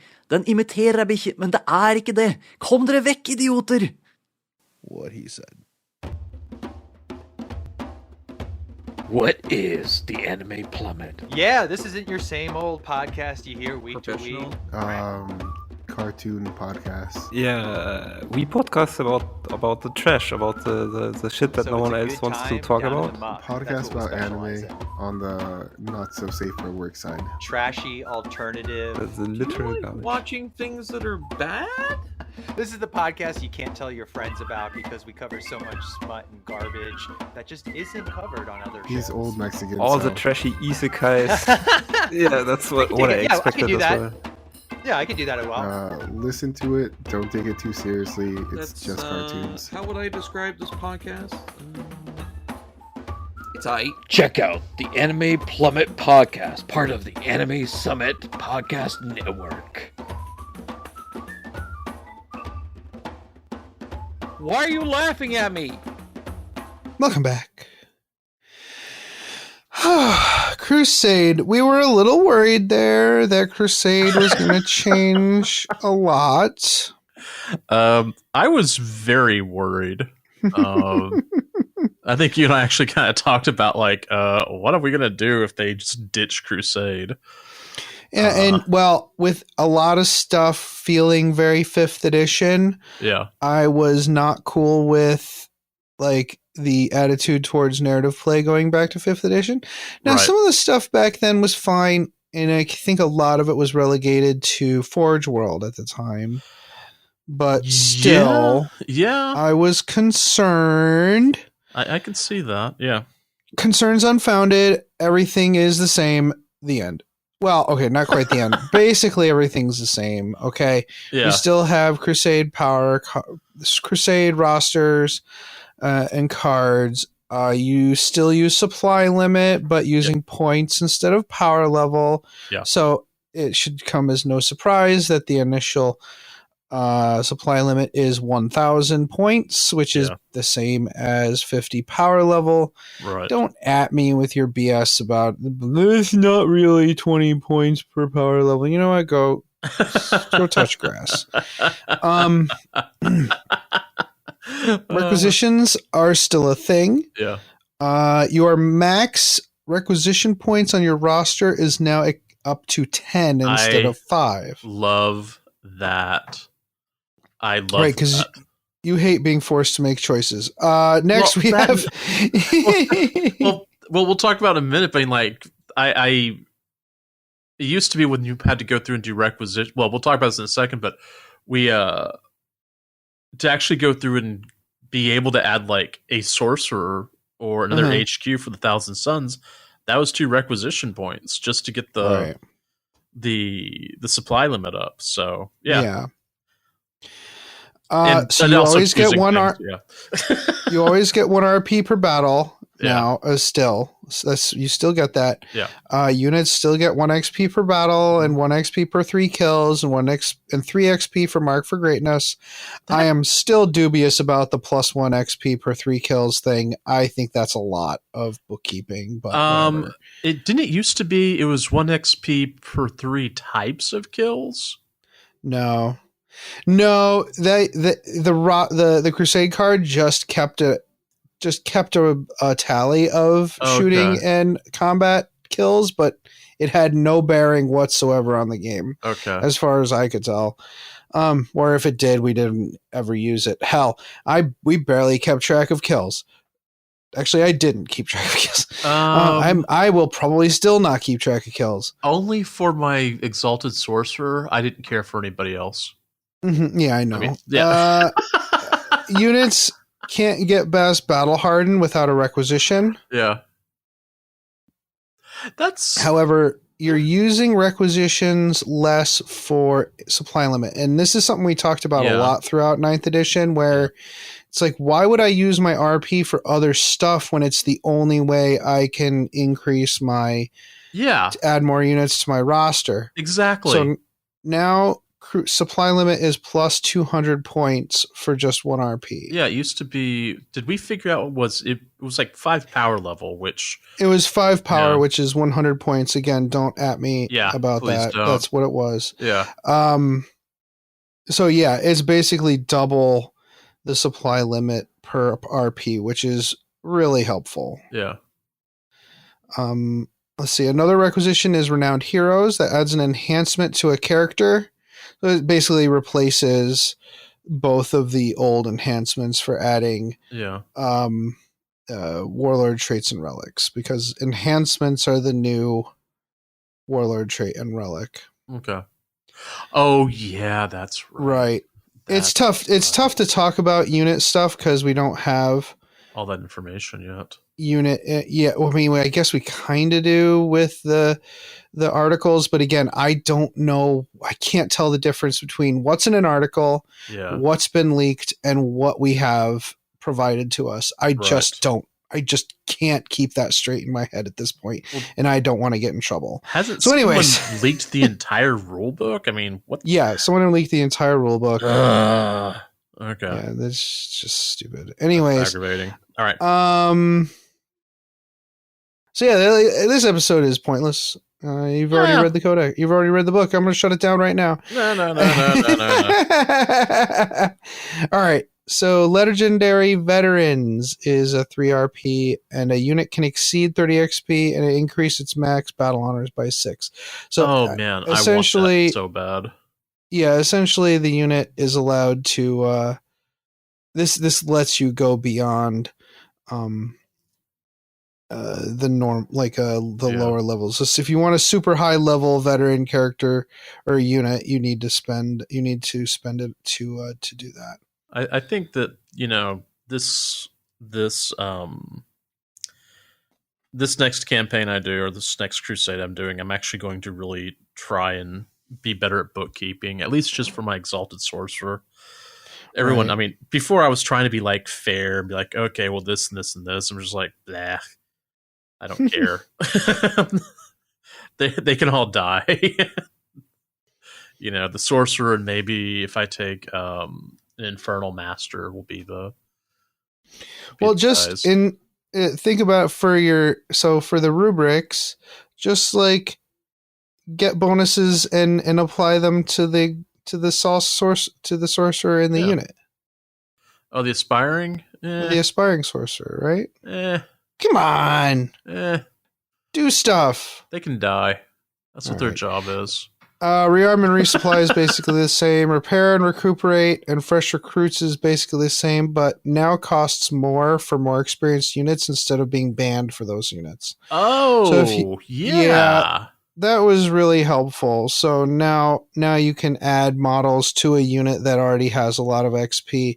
Yeah. It'll just cost you more RP to do it. I like that. Yeah, that's really helpful. I did have a couple of my rubric squads that got up to whatever the third level was. I don't remember. And, I couldn't go through and modify them beyond that. That was kind of frustrating. Mm-hmm. But this is much better. Okay. Right. And speaking of better, overall advancement seems much faster. Yeah. Which is good for people like us who don't play every week. Right. And also, even if you do play every week, maybe you should consider shortening your campaigns. Actually have an end point.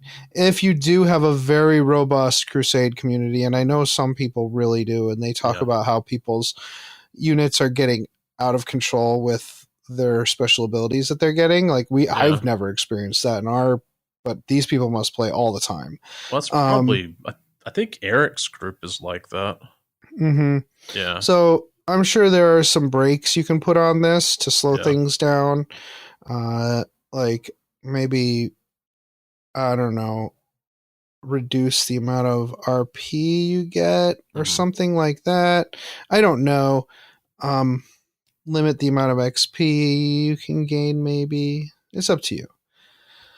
But yeah, I think it's good that advancement's a little bit faster because a lot of the time when we have a campaign, I feel like the units are just barely starting to get abilities before we're done. So I like those. Yeah.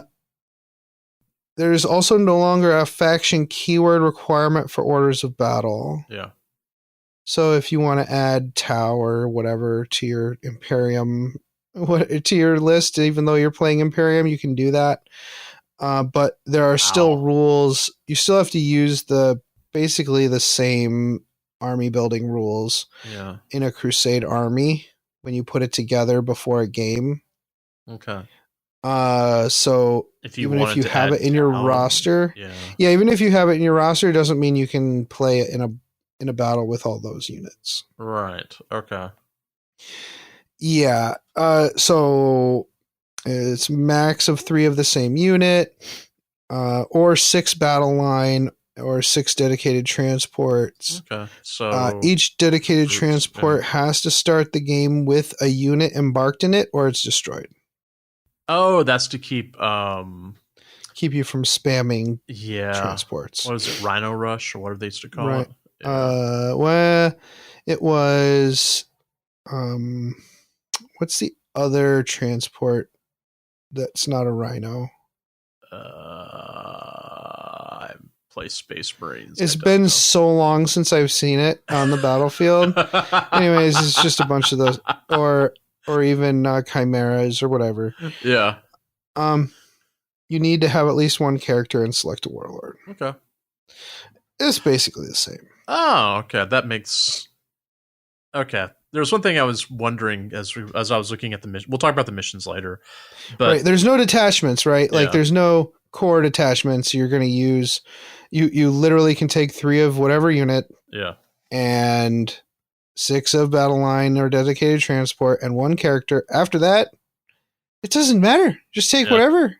Okay. Just be sure your detachment rules allow you to, or it's copacetic with your detachment rules. Like you wouldn't, if your detachment rules benefited you for taking infantry and you take a bunch of monsters, that's on you. Yeah. That's your problem. You don't have to put your detachment on your Crusade roster. You're not stuck using the same detachment all the time. Now, at the beginning, we are going to be stuck using the same detachment all the time because each index is only going to be shipped with 1 detachment. Oh. At first. Okay. At first. Once codexes start coming out, they're going to have like 5,000 detachments, and don't worry about it. Yeah. Anyways, Crusade games. Yeah. So it's essentially the same. Playing Crusade games are very the same. And you still have the sentence there that has been happening. Okay, so I freaking hate this. I hate this so much. I've hated it since the beginning. Okay. Why is muster Crusade armies before determined mission? Yeah. Why? Why would you send someone ill-equipped for a mission on that mission? Well, what if your mission is a flyer mission and you don't have any flyers? Yeah. What's but Adam, it's only fair if you don't know who your opponent is and you don't know what they're taking. That's the only way it can be fair. Who cares about fair? It's narrative play. It's not meant to be fair. It's not supposed to be fair. There's no crying in baseball. Enough. Well, sometimes there is, but Sometimes, today there was. Oh, yeah. Quinn threw a bat at a kid. Don't worry about it. I thought you'd be crying. He threw a bat and it hit the kid who was running forward to get the ball. Oh. Because Quinn didn't hit it very hard.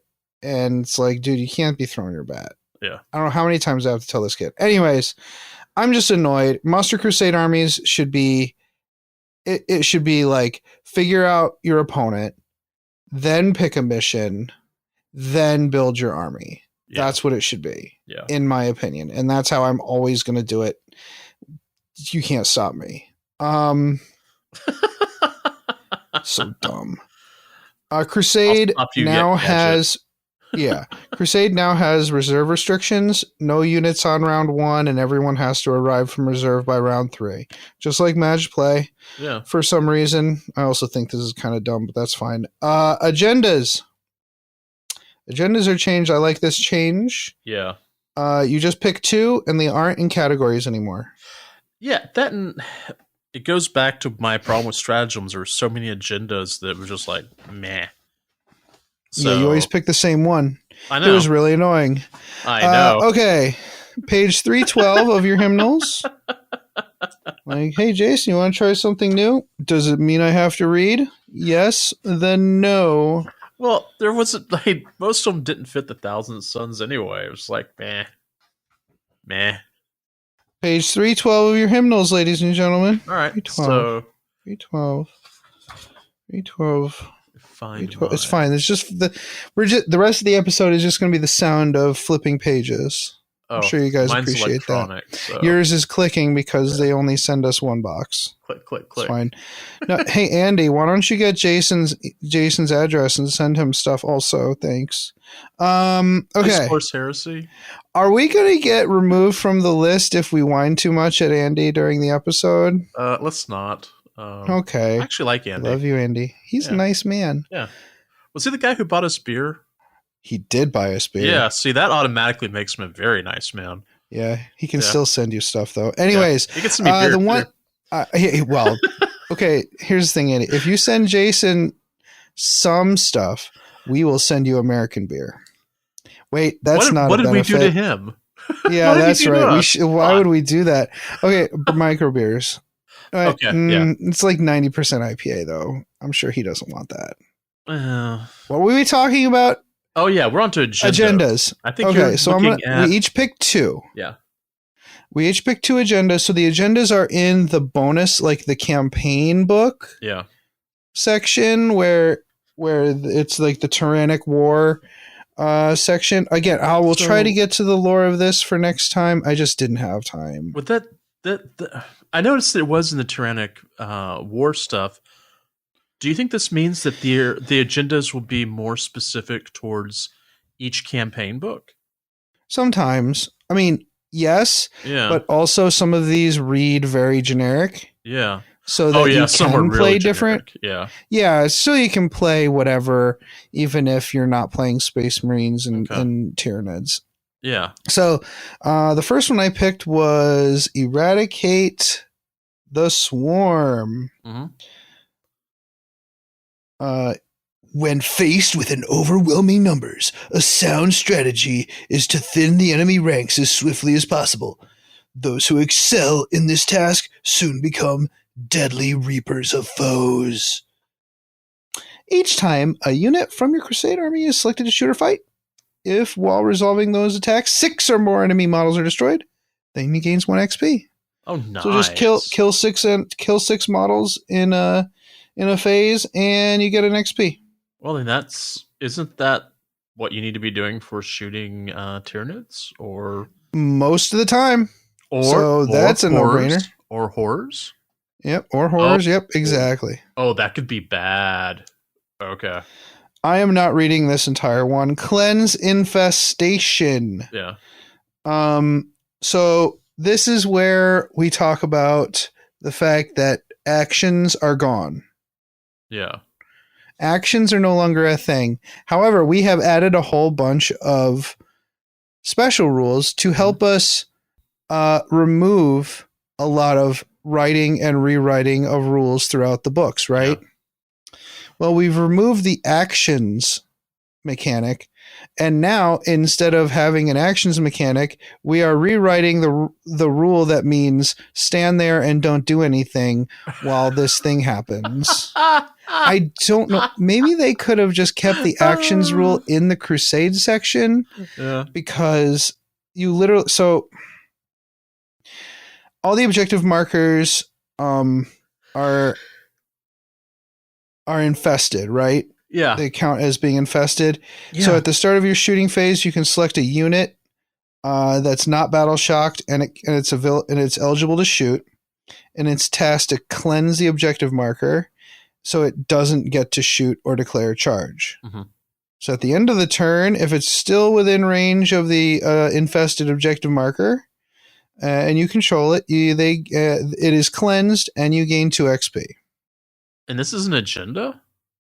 Yeah, you get 2 XP for just cleansing each objective. It's annoying because it's literally the same rule as an action. You get to move on to the objective and say, I'm not going to shoot or charge. And as long as you still control it, you cleanse it. And I've seen this throughout the book in a bunch of the missions. Some of the Crusade missions also have actions that are not called actions. And I do not know why they got rid of it. Okay. It makes no sense. We'll see as more campaigns are released, I bet. Okay. Yeah. So Jason, which ones did you pick? There's quite a few, by the way. Yeah, there's a fair number here. There's a fair number, but they're before it was kind of like they were all color coded, and there was like 6 or 7 different things, like 2 per category or 3 per category. Yeah, and I just remember my eyes glazing over. Right. So I chose Recover Mission Archives, which is basically I'll tell you what, Jason. action. I have a pen. Hold on, I have a pen here. Oh God. I'm gonna do 1, 2, 3, 4, 5. Isn't there like 6, 8 or 9? 1, 2, 3, 4. I'm writing in my book 5, and then 6 is next to this picture of a Gribbly. So now this page is 1 to 3, and this other page is 4 through 6. Whenever you play a game, you can roll 2d66 and determine which agendas you're going to play that game. That second page only has 5 on it. I put a 6 next to the picture of the Gene Stealer. Oh, okay. So if you roll the 6, your agenda is Gene Stealer. I don't know. I can't help you there. I'm not going to make the rude comment I was just about to make. Yeah. Are you saying that my agenda is go yourself? Oh, I was going to make a comment about. No, I'm not going to say it. Okay. Recover Mission Archives. Okay. Which, you're talking about this. It's literally an action. Yeah, I told you. Snatching up vital data repositories. Sorry, said repertoire. Repertoires. Repertoires, which is most definitely not a word. Or seizing the foe's strategic coordinates. Man, these glasses suck. Oh, okay. Strategic coordinators from amidst the madness of the battlefield can yield valuable results. At the start of your shooting phase, you can select 1 infantry or mounted unit from your army that's not battle shocked and is eligible to shoot. That unit. Oh, same wording as before. Yeah. At the end of your turn, at the end of your turn, if that unit is within range of an objective marker that you control that is not in your deployment zone, roll 1d6. On a 4 to 5, unit gains 1 XP. On a 6, the unit gains 2 XP, and you gain 1 CP. So that's a little bit different. Okay. I then decided, what's funny is the other one I chose is Malefic Hunter, which I think is like one of the agendas from before. War between the Tyranids and their prey takes place upon the mental battlefields, awash with smothering psychostatic, as well as across the realm of this physical. I like the word psychostatic. Mm-hmm. I almost said psychoacoustic, but that's something different. Psychosomatic, psychoacoustic, psychostatic? Yeah, it's, man, these glasses I need to work. Oh, actually I can just go through and make that bigger. All right, so each time a model from your Crusade army destroys an You shouldn't wear your glasses at the foam parties, dude. Foam parties? Foam parties. Yeah, like I go out. As you look at y'all can't see this, but my background right now is 4 guitars that are hanging from my wall that I've put up. It looks kind of like I spend too much time in a studio. Anyway, each time a model from your Crusade army destroys an enemy Psyker or Synapse unit, that model's unit gains 1 XP. If the destroyed unit is a character unit, that model's unit gains 1 additional experience point. Yeah, which is probably something Psykers. You should probably take. I will consider it. Thank you. That would probably be a good idea. Okay. Yeah. So that's agendas. They're interesting. Interact with objectives, kill stuff. Mm-hmm. It's what we would expect from a Crusade agenda, except there are fewer of them. Crusade blessings. The blessing. This is a new thing. Well, it's not a new thing. The Crusade blessing used to be 1 CP per, I forget, however much more Crusade points one army had over the other. I thought it was fine. Most people hated it. These units are too powerful. Well, maybe you suck at Warhammer. Am I getting salty? I'm tired. I've been spending all day with a 4-year-old. It's fine. Anyways, so you look at the difference in. Okay, so this is page 310 of your hymnals. Yeah, we're kind of going back and forth because one thing that hasn't changed is that the Crusade section is laid out really weird. Okay. Yeah. Well, there you go. So 0 to 4. Difference in Crusade points, there's 0 blessings. Mm-hmm. 5 to 9, you get 1 blessing. 10 to 19, you get 2 blessings. And if the difference is 20 plus, you get 4 blessings. Dude. Which sounds fine. You're still getting messed up, I think. Anyways. Yeah, there's a difference 20 Crusade points. You've got other issues, my man. There are 1, 2, 3, 4, 5, 6, 7 generic ones and 2 that are specific to the background of this campaign. So we picked 2 each plus the campaign specific one to talk about. Okay. All right. So high strategy just gives you 2 extra SCP. Yep. Which having two extra CP is pretty good. Dedication to the cause. Once per turn, you can reroll a battle shock test. Taken for your Crusade army. That's pretty good. I like the 2 CP better though. Especially considering Insane Bravery is 1 CP. Oh. So the same Crusade blessing cannot be selected more than once. So I guess that makes sense. Yeah. Then Hellfire Shells is the cool. Space Marine Crusade blessing. So you can't take it if you're a Tyranid. Mm-hmm. Select 1 unit from your Crusade army, and until the end of the battle, each time that unit shoots a monster or a vehicle, you can reroll the wound. That is any cool. attack. It says any attack, really, but you're not going to use Hellfire shells with your knife, but it's fine. Well, maybe they have some that are welded onto their knife, and they just right. I like the idea of a Crusade blessing specifically buffing a specific unit. Yeah. I think that's pretty cool. That's certainly not something we saw in the previous edition. Yeah. What did you pick? what doesn't kill you, and at the end of the battle, every unit from your army that is not destroyed gains 1 XP. Okay, that's really cool, because a lot of the time, if you're fighting somebody who's clearly more powerful than you, you're fighting for like XP anyways. You're kind of just trying to, you're probably not going to win, but you're trying to unlose as best you can. Yeah. And this is a good blessing to take when that happens. Yeah. The other one I took is outmaneuver. And it's spelled so weird. I know. I like. Yeah. Outmaneuver. It's making my right eye twitch. That's nice. I do like this one though, because at the start of the first battle round, select up to 3 units from your Crusade army, and each of those units has the Scout's ability for this battle.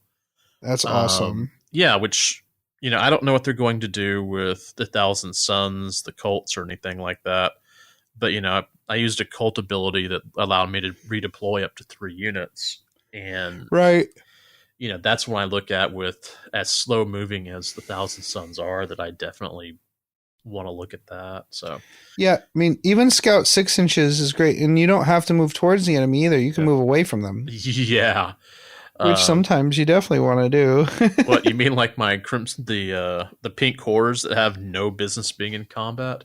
Oh, they're going to change all of those rules. Okay. Mass Devouring. So this is the Tyranid special agenda. The ravenous broods of Hive Fleet Leviathan exist only to feed the hive mind's need for biomass. Yet this is a hunger that cannot be sated. A cycle of feasting as eternal and indifferent as the void itself. Nice. So, jeez. God. You can only select this Crusade blessing if your army contains 1 or more Tyranid units. At the end of the battle, if at least half of your opponent's units are destroyed or below half strength, your Crusade force gains 1 requisition point. If all of your opponent's units are destroyed or below half strength, your Crusade force gains 3 requisition points instead. That makes so much sense for Tyranids. That's a great one. I like that. That's some of these are super flavorful. Wait. Yeah, I like that. Did I make that? Was that a pun? I believe it was. Congratulations. Yuck. Next we have weapon modifications are super simple. I'm just going to burn through them. You can use them to get an extra BS, weapon skill, strength, improve AP by 1, +1 damage, +1 attack. The cool one is it gives you precision on a critical wound, so it can be allocated to characters. Yeah. If you roll a 6 to wound, I love that. So yeah, weapon modification, just ways to make a model's weapon a little bit better, which is nice. Yeah. Battle scars. Some of these look very similar to the previous ones. And I'm just I'm totally cool with these, and you can't tell obviously because I'm super smooth and cool. I am not just flipping through the book looking for the list of battle scars right now. I'm just talking to you in a normal person voice and talking about things that are interesting. One thing that I like to mention is, as we're flipping through our hymnals, I really like the layout of how this stuff is put together. Like, for instance, Battle Scars has a D6 next to it, and underneath it actually has all the, like, instead of having a number, it actually has the pip. The pip. Yeah, numbers of pips. Yeah, this book is pretty. Yeah, this book is gorgeous. Yeah, all the pictures you've shown me have been just, almost Horus Heresy level of beauty. Yeah, there's great art in here. Yeah. Okay. So, Battle Scars. All right. I picked Fatigued and Mark of Shame. Yeah. Fatigued is you're like super tired, and you are, it's kind of like every Space Marine has somehow been given the charge of a 4-year-old, and they're just tired all the time. Subtract 1 from the objective control characteristic of the model, and they can't get a charge bonus. Ooh. Okay. So they don't go first when they charge. Yeah. And they have a -1. Okay. And then 2 objective control. Then I have Mark of Shame. I love Mark of Shame. They've been humiliated or cursed or haunted by a terrible injury. They can't form an attached unit. And they are unaffected by aura abilities of friendly units. Ooh. And they can't be marked for greatness. Oh. These guys are jerks. Even your war boss doesn't want to be seen near you. Yeah, these guys get put on the front line. Okay. Yeah, they do. I chose Battle Weary, Mm-hmm. Sapped of Energy and Impetus. Sorry. Fighting formations that endure extended tours can be psychologically crippled by constant attack. Ooh.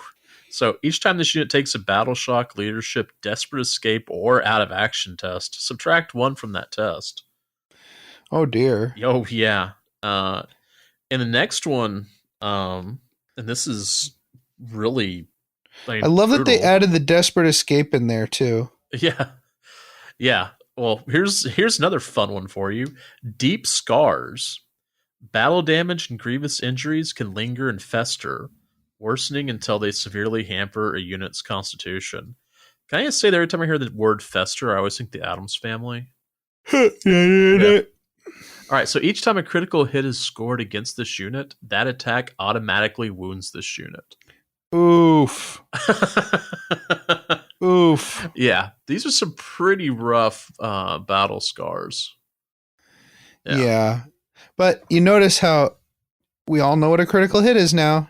We don't have to spell it out. That's nice. So the Tyrannic War section. There is a special campaign rule for this campaign called Tyrannic War, and you can pick you can get a requisition and apply it to a unit, and the requisition is called Tyrannic War Veteran. Okay. It lets you follow an upgrade tree. Oh yeah. Well, is that a tree or is hold on. The Monster Hunter is a tree, but the Striding Behemoths is more like a bacteria or an amoeba. You're right. It kind of is. Yeah. It's a tree with 3 prongs, but they definitely have laid it out like a big crustacean or something. It's kind of cool. Yeah. So whenever Tyrannic War Veteran kills a unit, add 1 to its Tyrannic War Veteran tally. If it kills a Striding Behemoths unit, add 3. If that unit was Titanic, add 6. And when a unit reaches a tally of 10, it can pick a battle honor, which is on this progression tree. And there are 2 trees, Monster Hunters and Striding Behemoths. Wow. So Monster Hunters are for infantry and mounted units. And Striding Behemoths are for monsters and walkers. So what should I do here? So I'll do Monster Hunters. So the tree always starts with Giant Slayers, right? So each time they make an attack against a monster or vehicle, they get to reroll 1s to hit. Yeah. And then it can split off to like Painful Lessons or Indomitable Defiance. Yeah. And each of those splits off to 2 different ones in their own right. But they both go down to Titan's Bane. So the very last one is weapons equipped by models in this unit have anti-monster 4+ and anti-vehicle 4+ abilities. So that means they automatically wound on a 4+ against monsters and vehicles. Oh yeah. Wow. Okay. Yeah, that's really, really, really, really cool. I like that a lot. Yeah. All right. So what about what's up with the Striding Behemoths tree? Okay, so this one has it starts from one called Thunderous Blows. And this is kind of cool. Each time a model in this unit destroys an enemy unit, subtract 2 from that enemy unit's out of action test for this battle. Oh. That is that's mean. Yeah. That's not Thunderous Bolt, that's Swallow Whole. Yeah. It ate you. Yeah. It ate you. You don't get to come back from that.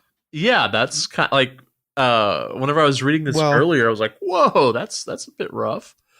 But you can go. It's like the other one went to like 2 segments, and this one goes to 3.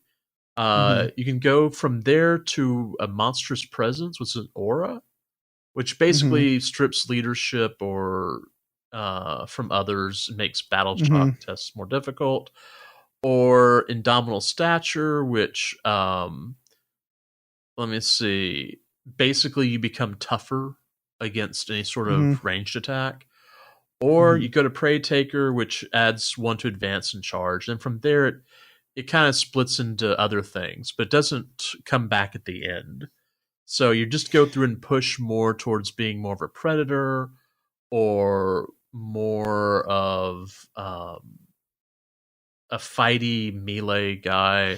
Oh, yeah, I see. So like that Prey Taker one is +1 advance and charge. Right. And then that can end up in Gargantuan shocking celerity where you get to go first. You get the fight first ability regardless. Yeah.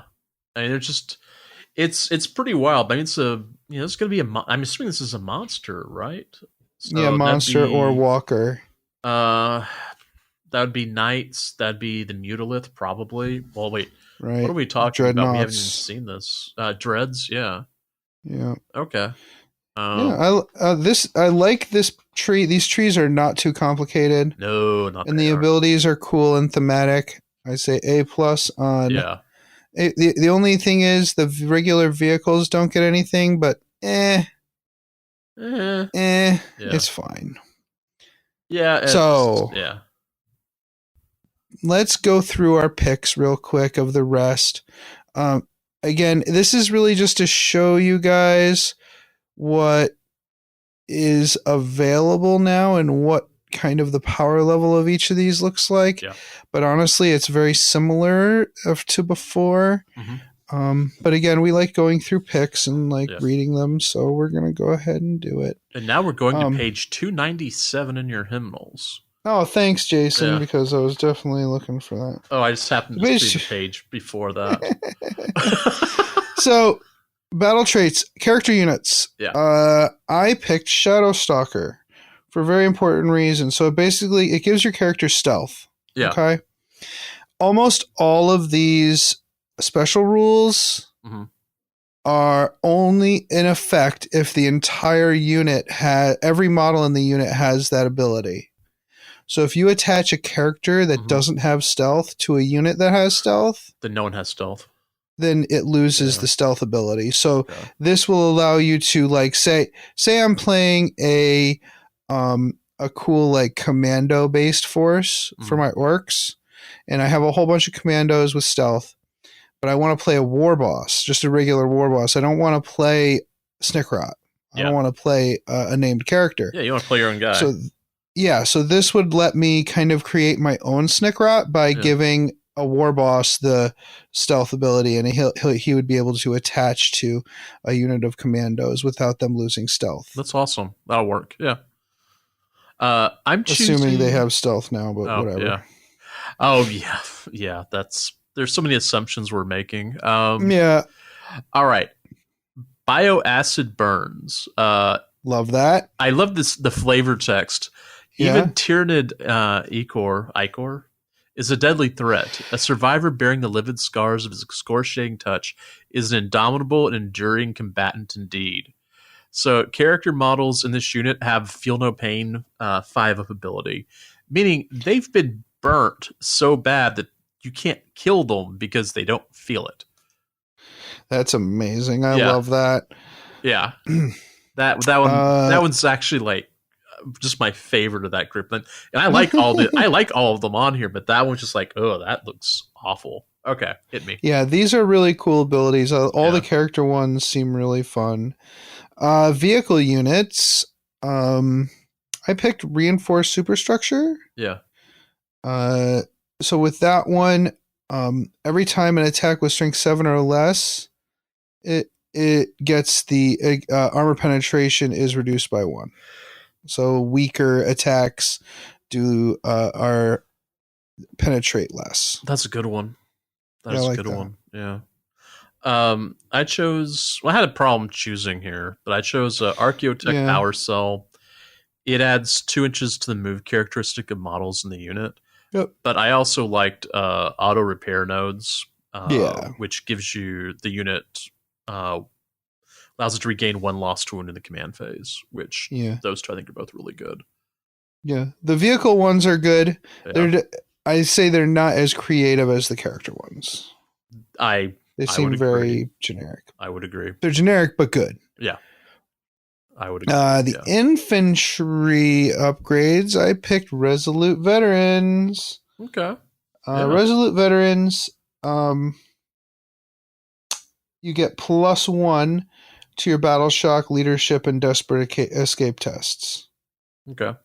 Which I love. I love that they keep on including desperate escape in with these like morale-based things. Like when you're trying to run away, you have less of a chance of getting killed. Yeah. Which is nice. Yeah. I picked what was it? Vanguard Espionage. Basically, the unit has Scout's 9-inch ability. Okay. You know, these are things I'm looking for my Thousand Suns. Scout 9-inch is pretty far, actually. Yeah. Yeah, actually, that's actually really far. But that would be, you know, I think that would actually work really well with the Thousand Suns, since there was at one point I think it was in boarding actions. Yeah, where you could have you could set up a Thousand Suns rubric squad early, and like they just showed up because they'd been buried there 1,000 years before. Yep, I remember that. They were in the walls. Yeah, they were in the walls. That's right. You had left them there in the walls. Yeah. See, like 100 years ago. See, it was foretold that you would be here 100 years from then. So this is why, you know, I don't really want to give extra battle honors to rubrics that are just stuck in the walls. Yeah. Oh, can I make a comment about a word? Sure. Celerity. Mm-hmm. So this is the second time I've seen the word celerity in my life. The first time I saw it was 7 minutes ago, 10 minutes ago. Oh, really? I have never seen that word before. That is a new one for me. It's not a new one for me, Jason, because I played a lot of Vampire the Masquerade when I was younger. See, it looks like the word celery, and I'm like, what? Is this some sort of... Is this one celerity, of those... Celerity, we used to give a vampire extra attacks per turn. Oh, okay. Which was a really big deal in Vampire the Masquerade. See, I thought it might be one of those like names as a tragedy. Yeah. Okay. So sorry. We are now. Where's my hairbrush? Oh, where's my hairbrush? Celery. All right. Wait, no, that's broccoli. Mounted units. Yes. Now that we've gone to that, I picked mounted guerrillas. They're allowed to charge in a turn in which they fell back. Okay. Which is cool. They charge in, they mess somebody up, and then they fall back and charge somebody else. It's great. I picked Encircling Raptors. If this unit is in strategic reserves, it counts the battle round numbers as 1 higher than the current battle round number for the purpose of determining when and where it's set up. Oh. Yeah. Cool. That you can go in the enemy deployment zone with those guys. Fantastic. There's not going to be a whole lot of safe backfields in this edition, I can tell. Striding Behemoths. There's only 2 Striding Behemoth. Oh yeah. Yeah, that made me laugh. Yeah. So I picked Rapid Adaptation. I love this upgrade. Mm-hmm.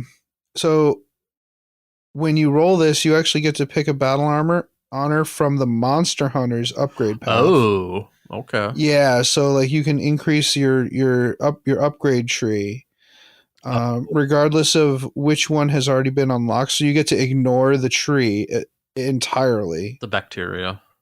Yeah, or the bacteria. Oh, the monster hunter is actually that's the tree. Okay. Right. Yeah. So you get to pick anything regardless of what you've already selected. Yeah. Doesn't increase your Crusade points and does not count towards an additional battle honor. Oh, man. When determining maximum. Yeah, that's crazy. Yeah, that's nuts. I love it. That's going to be really annoying for the guys who work on Administratum. There's a lot of ifs and whens in there. I just see it as a programming annoyance having to deal with that. Yeah, I could see that. Destructive Impulse. Each time a model in this unit destroys an enemy unit, add twice as many marks to its Tyrannic War Veteran tally as normal. Nice. Yeah. So they'll I could get that upgrade tree moving upgrade amoeba moving really quickly. Yeah, fantastic. Like that one. One. All right. So Crusade relics. My favorite stuff. All right. Yeah, yes, relics for your characters is very important. Some of them are very fun. So we each picked one from each grouping because we love them. So Artificer, I picked Artificer Weapon, +1 mortal wound on a critical hit. Okay. Very easy. I chose the Crimson Medallion of Bastior because I liked the name. Yes. Fair. I mean, let's be honest. At the start of your command phase, if the bearer is within range of an objective marker, roll 1d6 on a 4-up, you gain 1 CP. So that's not too bad. Nice. That's nice. I mean, I'm going to say that I really liked the name more than like what it does. Okay, and it's not like there's only one. Yeah. It gets awarded to certain people. Yeah. For certain actions. Yeah. I mean, it's okay. It's kind of cool. It also doubles as a gene-coded command priority strategic uplink. Ooh. Yeah, it can come in the form of a physical medal or on occasion a finely woven sash. Ooh, nice. Love that. Yeah. I picked for antiquity relics. I picked the Sigil of Soul. You're basically wearing giant rope of chains like Mr. T. So I would love to wear a Mr. T wreath on my neck. I picked Shard of Dying. Wait, no, what did I pick? Shard of Dying Light, Psyker only. I didn't say what it did. You know what, Jason? That one's on me because literally a giant Mr. T gold chain is an award in and of itself. This you really don't need anything for that. This relic is busted.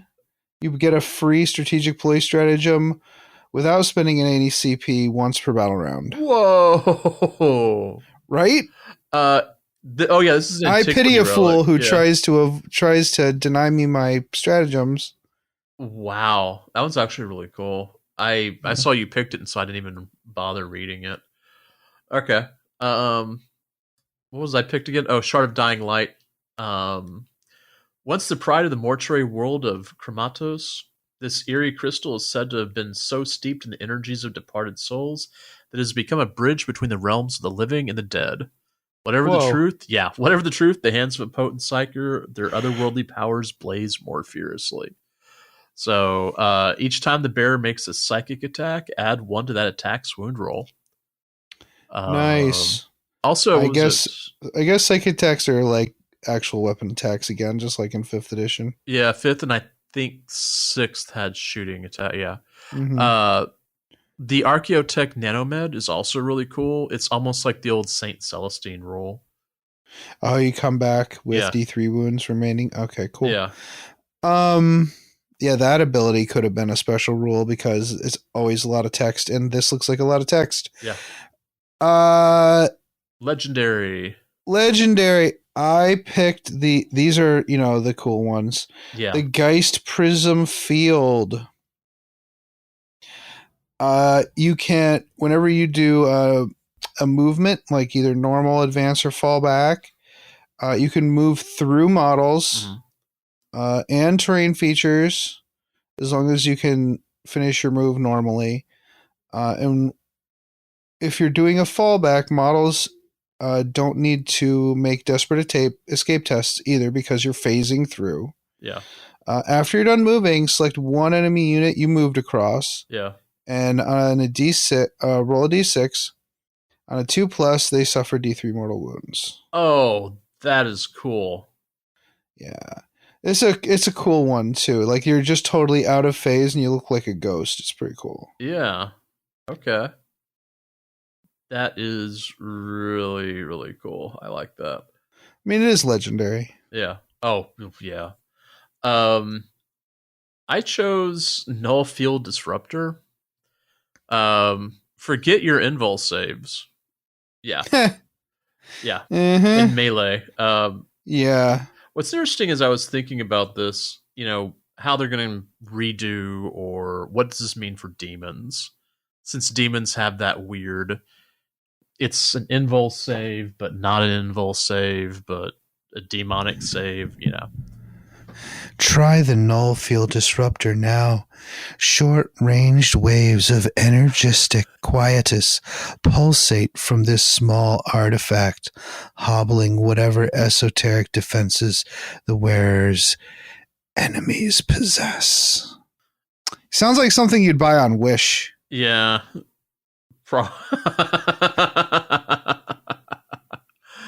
Yeah. All right. So, on to missions.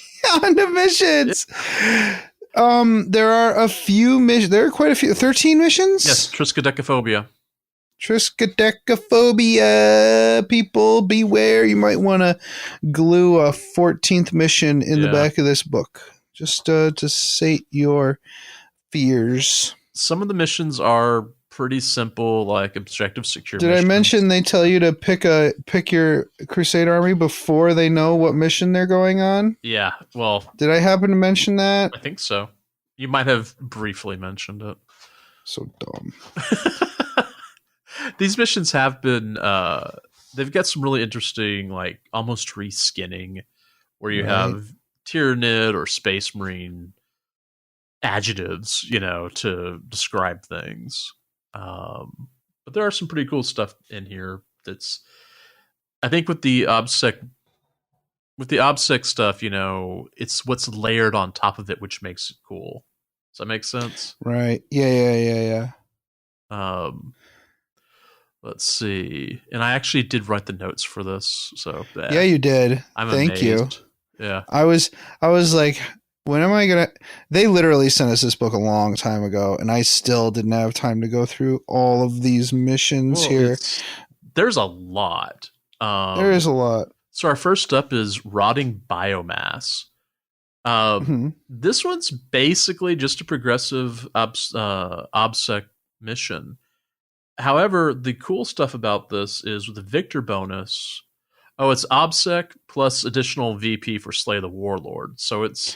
Okay. You've probably played something like this. However, the Victor bonus, the Victor increases their Crusade forces supply limit by 200 points.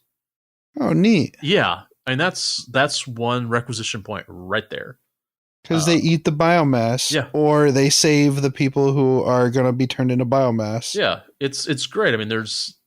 while some of the missions aren't, particularly far beyond, your typical base missions, there's some really cool extra stuff that gives it extra flavor.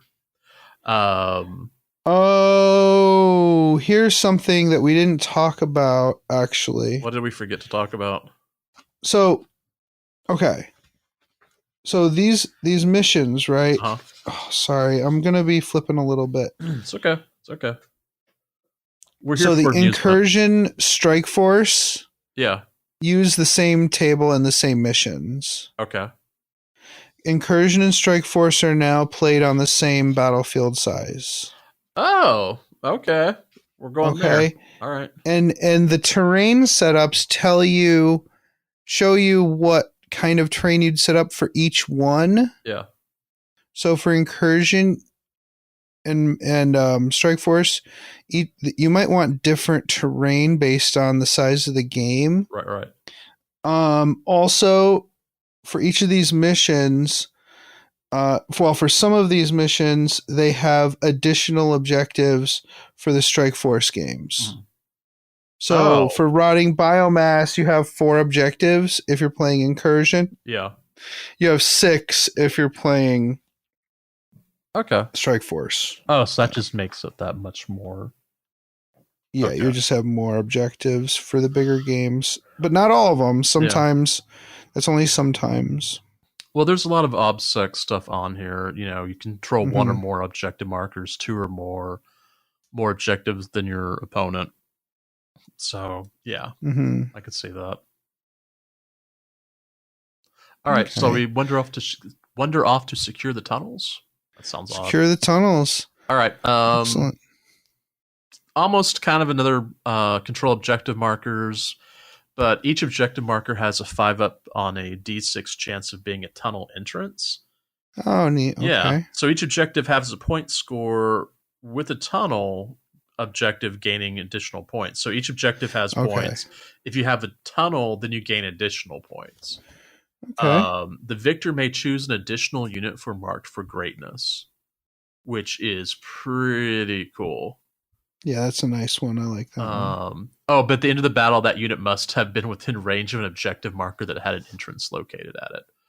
So that makes it a little more complex, but yeah. The next one, Screaming into the Void.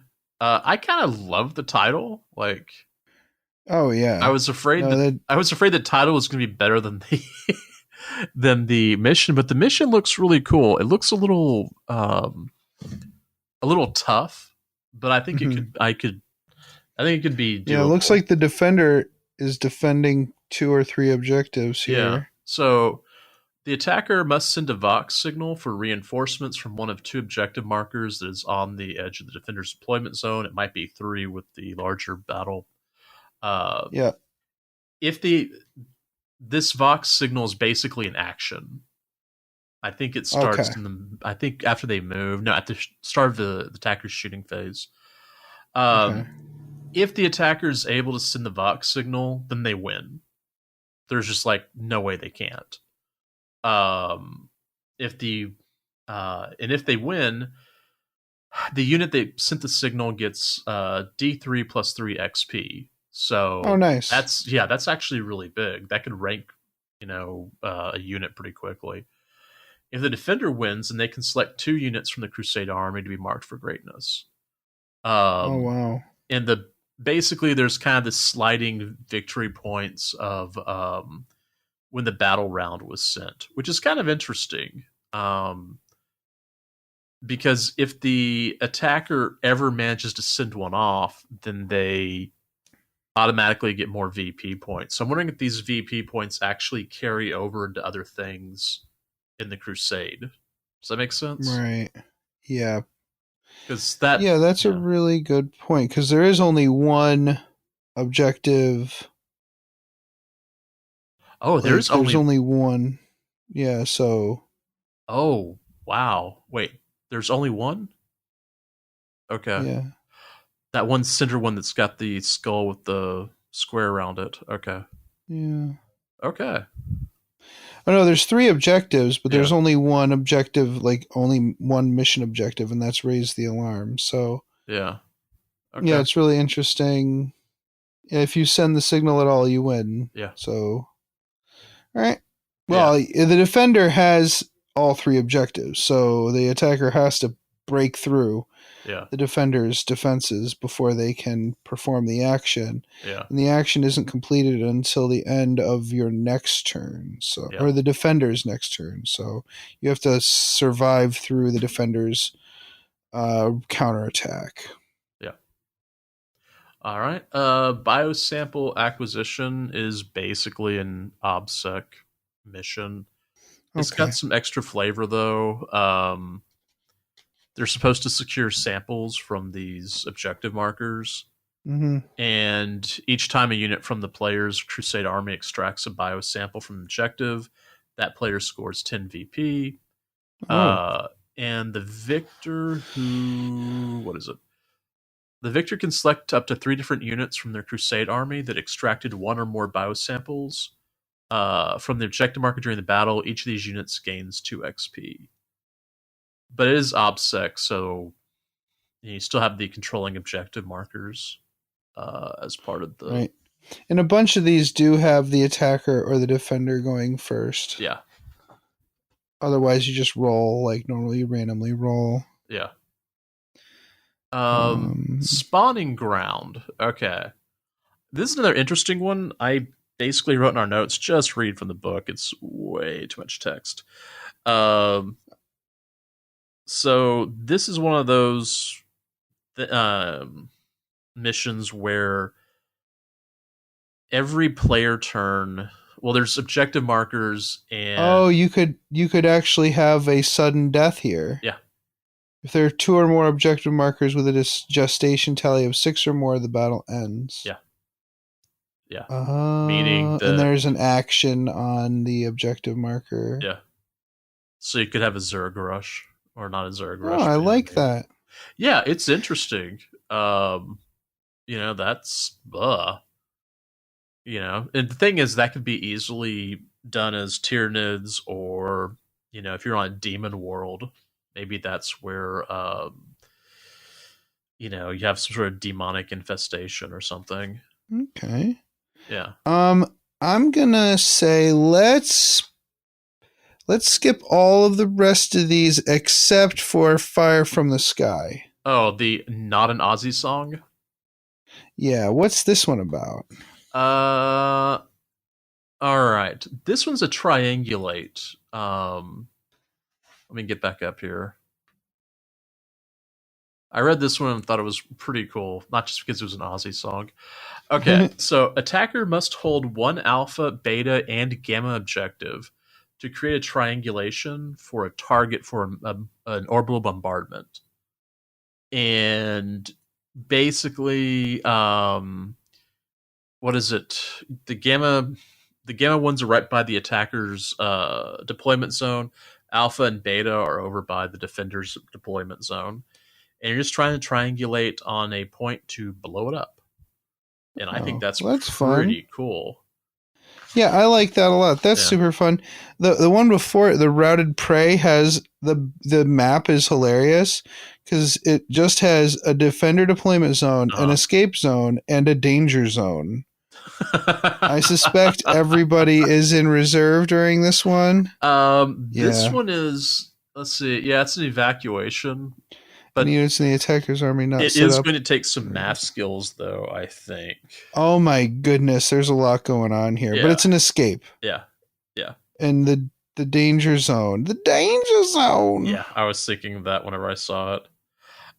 There's one other one that I want to talk about the title, Myths and Monsters. And for like a split second, whenever I was reading this, I was kind of tired.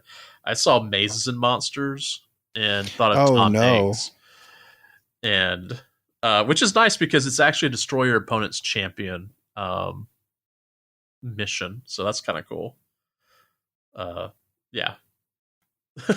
Oh, cool. Yeah, Myth. In that one, you have the characters fight in the heart of the battle. Yeah. Which is like 15 inches from the center. Yeah. That's pretty cool. Fun. Yeah. It's fun. I dig that. All right. Good job. Thank you, Jason, for researching the missions. Yeah, that's a huge... I did like Planetary Evacuation only because of the title. I mean, if you couldn't figure that one out, then yeah. Yeah. Oh, clearly. I'm looking forward to more missions going forward, but maybe not too many, so we can catch up and maybe do some custom stuff and get some games under our belt before we have to review another campaign book. Yeah, hopefully we won't be super flooded. I mean, we might be, but I don't know. Yeah, we might be. Hey, you know what? Too much is better than not enough. Too much is better than 6th edition. Too much is better than 5th edition. 5th edition was, man. Yeah. Remember waiting 2 years for a codex? That was right before I got on. Because I came at the not very 2 beginning years. 6 months to a year. Remember waiting like 5 years, 6 years. Oh, that's like before many my time. multiple editions before a new codex would come out. Are we going to be sad for the Sisters of Battle or? Yeah, the Drukhari, man. That Dark Eldar Codex was around for a real long time. So I'd rather have what we have now than what we had before. I'll tell you that much. Yep. All right. All right. So let's take a quick break and we'll come back and close out the show. Hey, Archons. Does 9th Edition have you feeling like the Slith Party Bus just doesn't have enough party for you? Well, if you want to put a little shock back into your shock brow, you need the Slith Party On! That's right, Archons. For 736 points, you can take 3 Archons, 12 Slith, and a Tantalus. It's the Slith Party On! Now, I know what you're thinking. Couldn't I take Drazar, 15 Incubi, and a Tantalus, a.k.a. the Incubi Murder Boat, for 51 less points? Sure, you could, but it wouldn't be the Slith Party On! But is it legal? Oh, yeah! Is it awesome? Oh yeah! Is it any good on the table? No! It's the all-new Slith Party On. Sort of awesome. Party On! Really hilarious. Party On! It's the Slith Party On!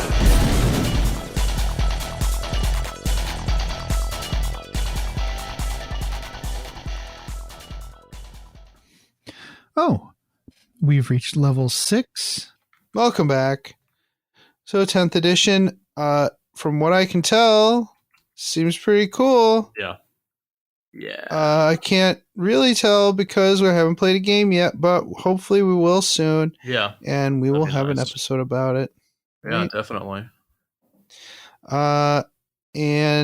Again, we're going to do that episode, and we'll also do a reaction episode with some friends. Yeah. I haven't decided whether we want to just do local friends or if we want to do patrons. Oh, I thought about that. Other podcasters. We do other podcasters quite a bit. Yeah. We haven't really had patrons on. What do you think? That sounds like it could be a good idea. Yeah, you just be like, hey, Discord, who wants to be on TV? Hey. By TV, I mean the radio. And by radio, I mean podcasting. Crappy Apple radio.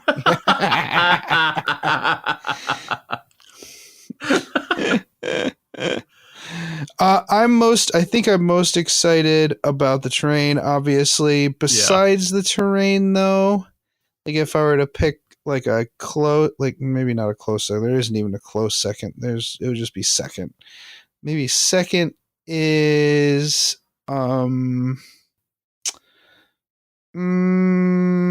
transports. I think transports are cool now. Yeah. We'll see how many points they are. Yeah, On that, you know. Yeah, that's very true. I hadn't thought about that. Yeah. I don't know. What are you thinking, dude? Stratagems. I think the reduction stratagems. Yeah. I think that's probably my favorite. I like the idea of going back to indexes because it worked really well at the beginning of 8th edition. It worked super well. Yeah, everybody will be on an even keel. Yeah. Or more or less. I mean, there's too many units in this game and too many factions for it to be perfectly balanced. But as narrative players, it's kind of like whatever. Yeah. But I think the reduction in stratagems is quite nice. And maybe the reduction in agendas. Along the same kind of thought process. Yeah. All right. Well, it's almost 11 o'clock, and I have to wake up in the morning and herd a 4-year-old, so I'm looking forward to playing our game, Jason. Yeah, me too. All right. Until then. Play the game the way you want to.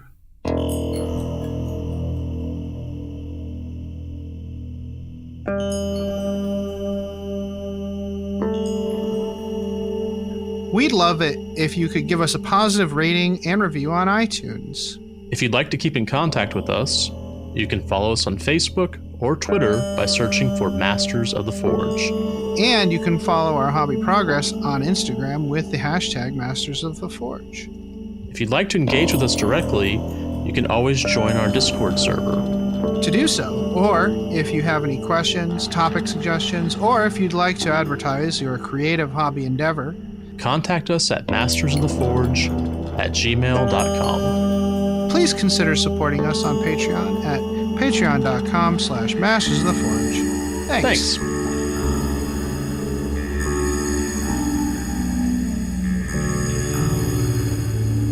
This podcast is protected by the Creative Commons Attribution, No Derivatives, Non-Commercial International License. More information about this license and contact information if you have any requests can be found at our blog, mastersoftheforge.com.